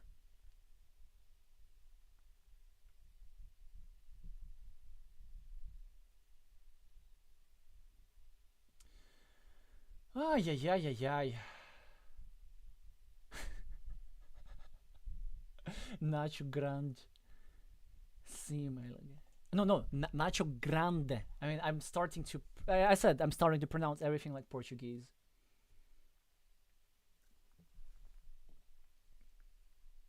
And now Big Nacho gets a chapeuzinho. Well, actually, that's not how you call a city cap in Brazil. They use the word fechamento, which means like closing tile, but actually, it doesn't have to be closing. Oh, isn't that interesting, huh? So try to connect to a field. I don't think it's a good move. I think that the 2 moves that it was like the first move that I thought Big Nacho could do is going over here and dropping a farmer. Because like it's immediate 6 points. That could have been pretty strong. Another move is just finishing this. I mean, this is okay, but I don't know. Well, now we sort of have to block, but how exactly? I think this, because it actually threatens a complete block.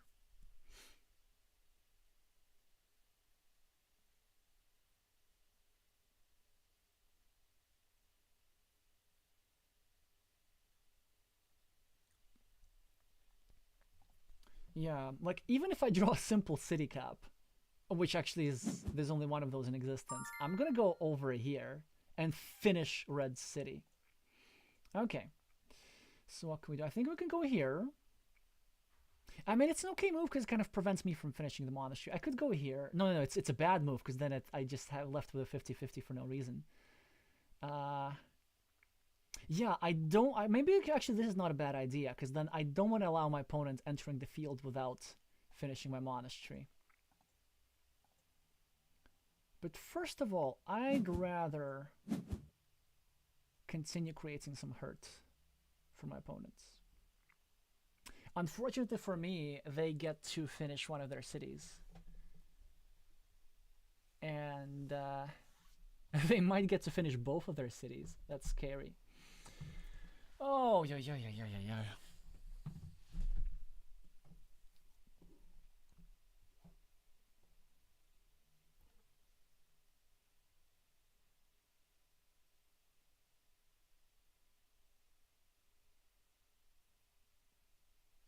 The farmer I'm quite happy with because I will be getting a lot of field points from my opponent's finished cities, but that road that stings, it's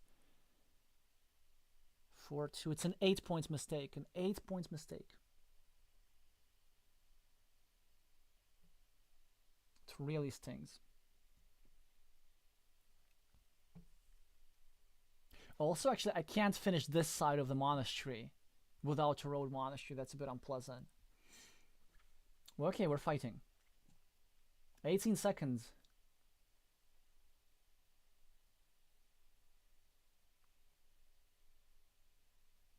Anybody can take over the big city with the divider. Great point. So move 87 was, well, a bit before this. Yeah. Farmer, of course. Haha. And now actually, Big Nacho probably doesn't care about me completing the monastery.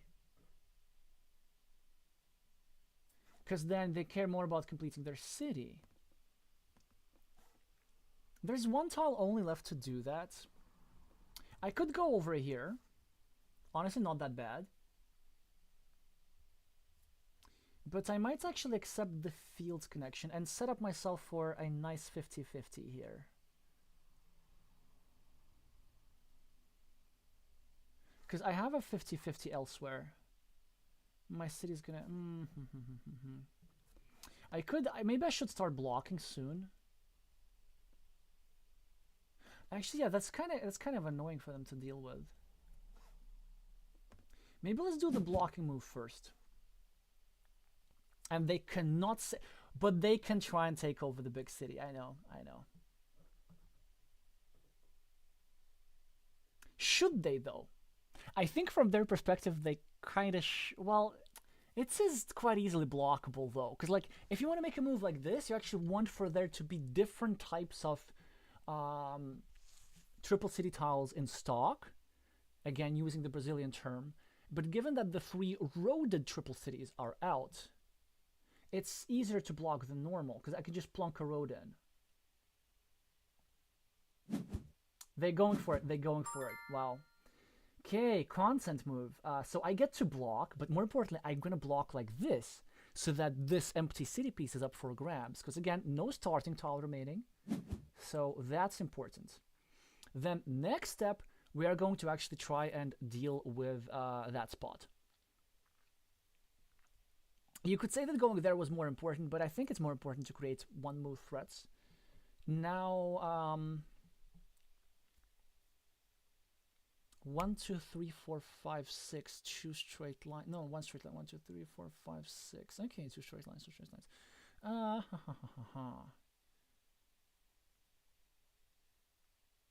1, 2, 3, 4, 5, 6. 1, 2, 3. That's a super strong move. Actually, I'm not sure why. I think it's just an okay move. It's an okay move. Okay, it's an okay move. Why do I call it super strong? Maybe there was some invasion possibility how we could reclaim this field. I don't know. Also, I could actually go over here, set up a coin flip for a monastery, and that would be so useful to have it finished so that I don't get my meeples blocked. Yeah, that actually would be kind of nice. That would be really, really nice. But there's some more urgent things. I mean, I need to try and block this. There's still 2 tiles remaining. Honestly, if I can just block this, I can just win. Probabilities, which one's correct? 3,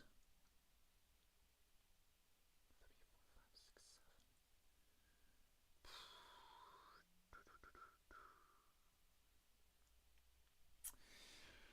6, 7. There are also defenses towards the quadruple city tile, which is a problem, which gives my opponents even more points. So how do we approach this? I think we still approach it like this. Yeah, that was what I was talking about.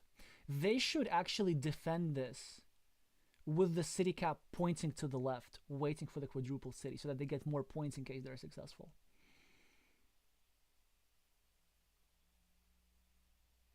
Oh, but at least I don't finish the monastery, so my move had some value. Now I can actually block the square, and maybe I have some chances. I have some chances actually if they get this finishing tile late enough, so that I can get some compensation. So like if I get this, I win instantly. If I don't get this, I could win. Now, well, I could go actually here to set up a monastery, but I think I don't have to do that. I'm not worried about the quadruple city tile being forced because these 2 squares are not going away. So I'd rather actually go here, start building a city. Annoying. Okay. Now, there is... I'm going to just leave it like it is. If you block it, you block it. It's not worth saving. I could drop a compensation farmer at some point. So, okay, so here's what I'm worried. I'm worried about this square. I could set up a coin flip for myself. Honestly, I feel like these 6 field points are just not that important. I'd rather have. Oh, by the way, I'm also trying to block this farmer's entrance, which is a big deal. It could be worth 6 points. I'm also building some stuff, and I'm gonna pre-build a road, and like maybe I'm just gonna pick off some of these empty features. If the city gets completed, the very next move I try to draw a road tile and lie down for 9 points here or here. That is strong. Breaking the road. Okay, 1, 2, 3, 4, 5, 6, 7, 8, 9. Ah, last curve. Okay, last curve. So actually, I could go here and break this field. But do I need that? Nah. I don't mind. I don't. Because if you connect, you're giving me like better monastery value. Is this a good move? I think so. Because it gives me a chance to get that city, right?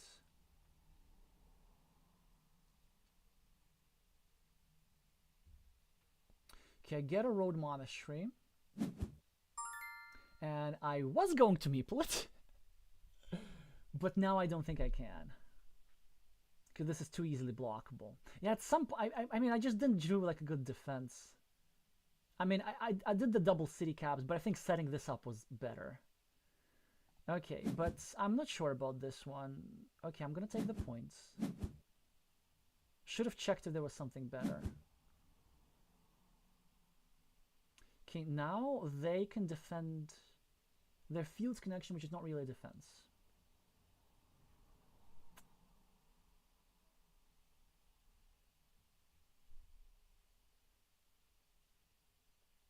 Yeah, also I can't really meeple that.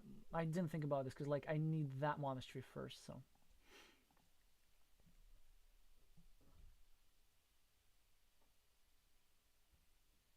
So we're gonna have compensation farmer. Yeah, and also the problem, like if they get the road monastery, they actually go over here. So I think if I get a straight line, I need to plunk it here because there are no straight lines, and also the big monastery has gone. But yeah, like but they also need the monastery here as well. But I actually think they shouldn't do that. I think they should be more concerned with getting these people into the field.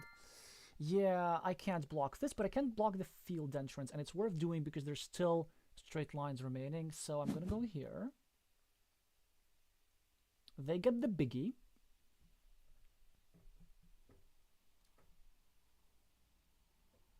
Well, one of the biggies. They get to block the city cap. Now I can either block the field entrance, which would be not a bad idea, or I can get him points and block the monastery. Seems to me that this is a bit better now, because it gets an immediate point. And if I draw a monastery, I want it to be finishable. Not that it is finishable, actually. There's nothing that goes there beyond the monastery, so that's kind of fun. But I think this is better, though. Yeah, I'd prefer to just take the points. Because I can block that square a little bit later.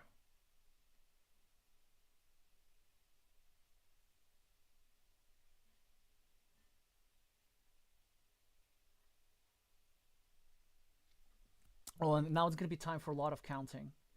A lot of counting. Okay, so what do I have in terms of points as a compensation for the city? Okay, so I have -4.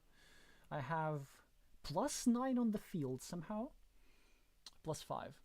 I have an extra monastery for 7 points at +12. That's not enough. The big city is going to be 1, 2, 3, 4, 5, 6, 7, 8, 9, 10, 11, 12, 13, 14, 28. -3 for the field. That's 25.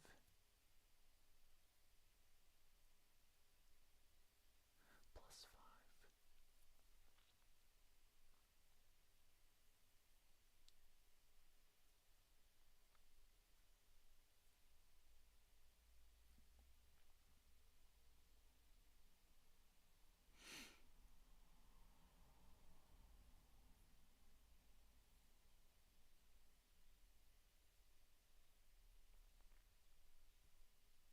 Right, again, like 28, that's gonna be a lot. That's gonna be a lot, right?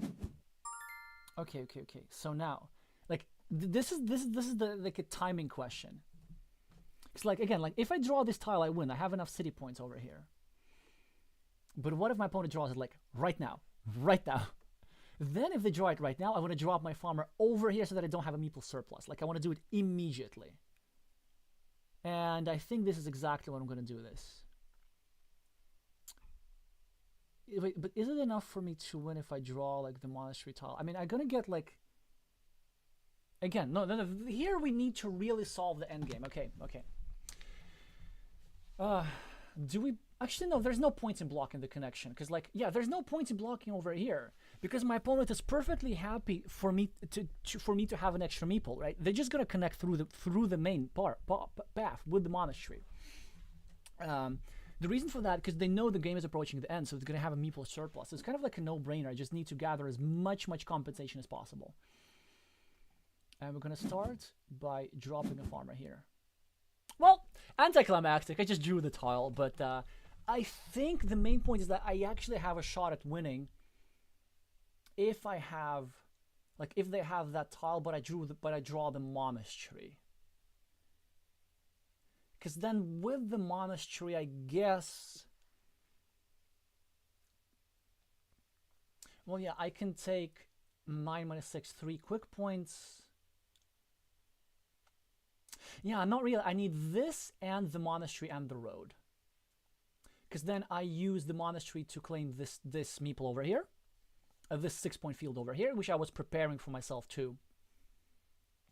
And then I can use the straight road to like claim the 6-point road.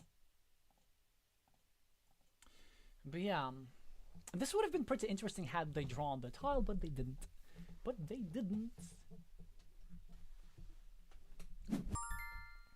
Anticlimactic, but we'll take it. Yay!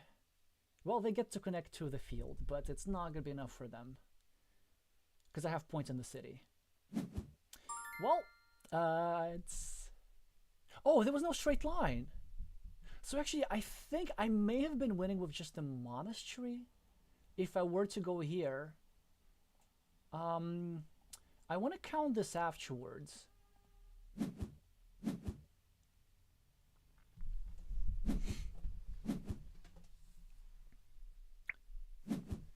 Yeah, I mean, good game indeed. I think it was really nice that you sort of went for the full thing. And yeah, there was a 50-50 defense, which had to attack. It was a very good defense. But at least, you see, it was so important that we got them not to get the meeple back. So that was important too. And then God kind of created all kind of threats. So I think I still had like significant chances in this game, even if they were to draw this tile, depending on the timing of the tile. But I could have, yeah, with this tile, I'm not sure about the choice.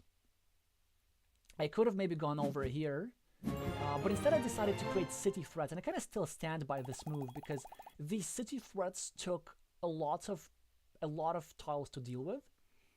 It also helped me block Big Nacho's entry into the field. And at the time, there were still other tiles with which I could secure this monastery spot. So there was still a cow that I could have drawn, I think. Was there a cow? 1, 2, 3. Oh yeah, that cow over there, up top. And there was this thing, and actually there was this thing. So I think it's a decent judgment call because I'm more likely to draw one of the 3 city tiles to secure the 9-pointer than before the 9-pointer. So I mean, overall happy about my decisions. And well, no, obviously, like this 6-point road, I deserve the disadvantage there. And like these 8 points, because like I took 2 points instead of 6, and my opponent took 6 points instead of 2. To just going against my own style of meepling everything in the position where meepling everything was warranted. Yeah, I think that was quite poor decision by me. Well, not poor, but I think I failed to see a good move, which I don't like. But sometimes you learn. And actually, these 8 points made a huge difference for the winning chances. Because let's say if I had 8 extra points in the difference, then Big Nacho completing the city would have represented a much lesser increase in his win probability than with extra 8 points on my scoreboard. So yeah, really that's why points matter, because they help you, they they help you to be in a position later in the game where you're more likely to win. Therefore, your opponent is likely to take bigger risks and have a lower probability for winning. But anyway, I'm just happy I drew the coin flip. Like sometimes games are just like this. Alrighty. So I've been streaming for 3.5 hours now, and I feel less tired than normal, so I like that. Let's see. And nobody's signing up, so I think it's a good point to wrap things up. Two important reminders. There's a stream tomorrow, which I'm like super happy about. That's the Carcassonne friendly match of STEM versus Humanities. I'll be on Team Humanities as an artist, composer, musician, that sort of thing. And and the other side will feature some well-known Carcassonne personalities. I'm not sure if it's supposed to be secret or not. I guess I can just say that the captain of the other side is Elias Mochan of Mexico, and the captain of our side is Juliano Apostata of Spain, who happens to be a historian. So yeah, this is going to be happening at 1800 UTC, and I'm going to stream my games. And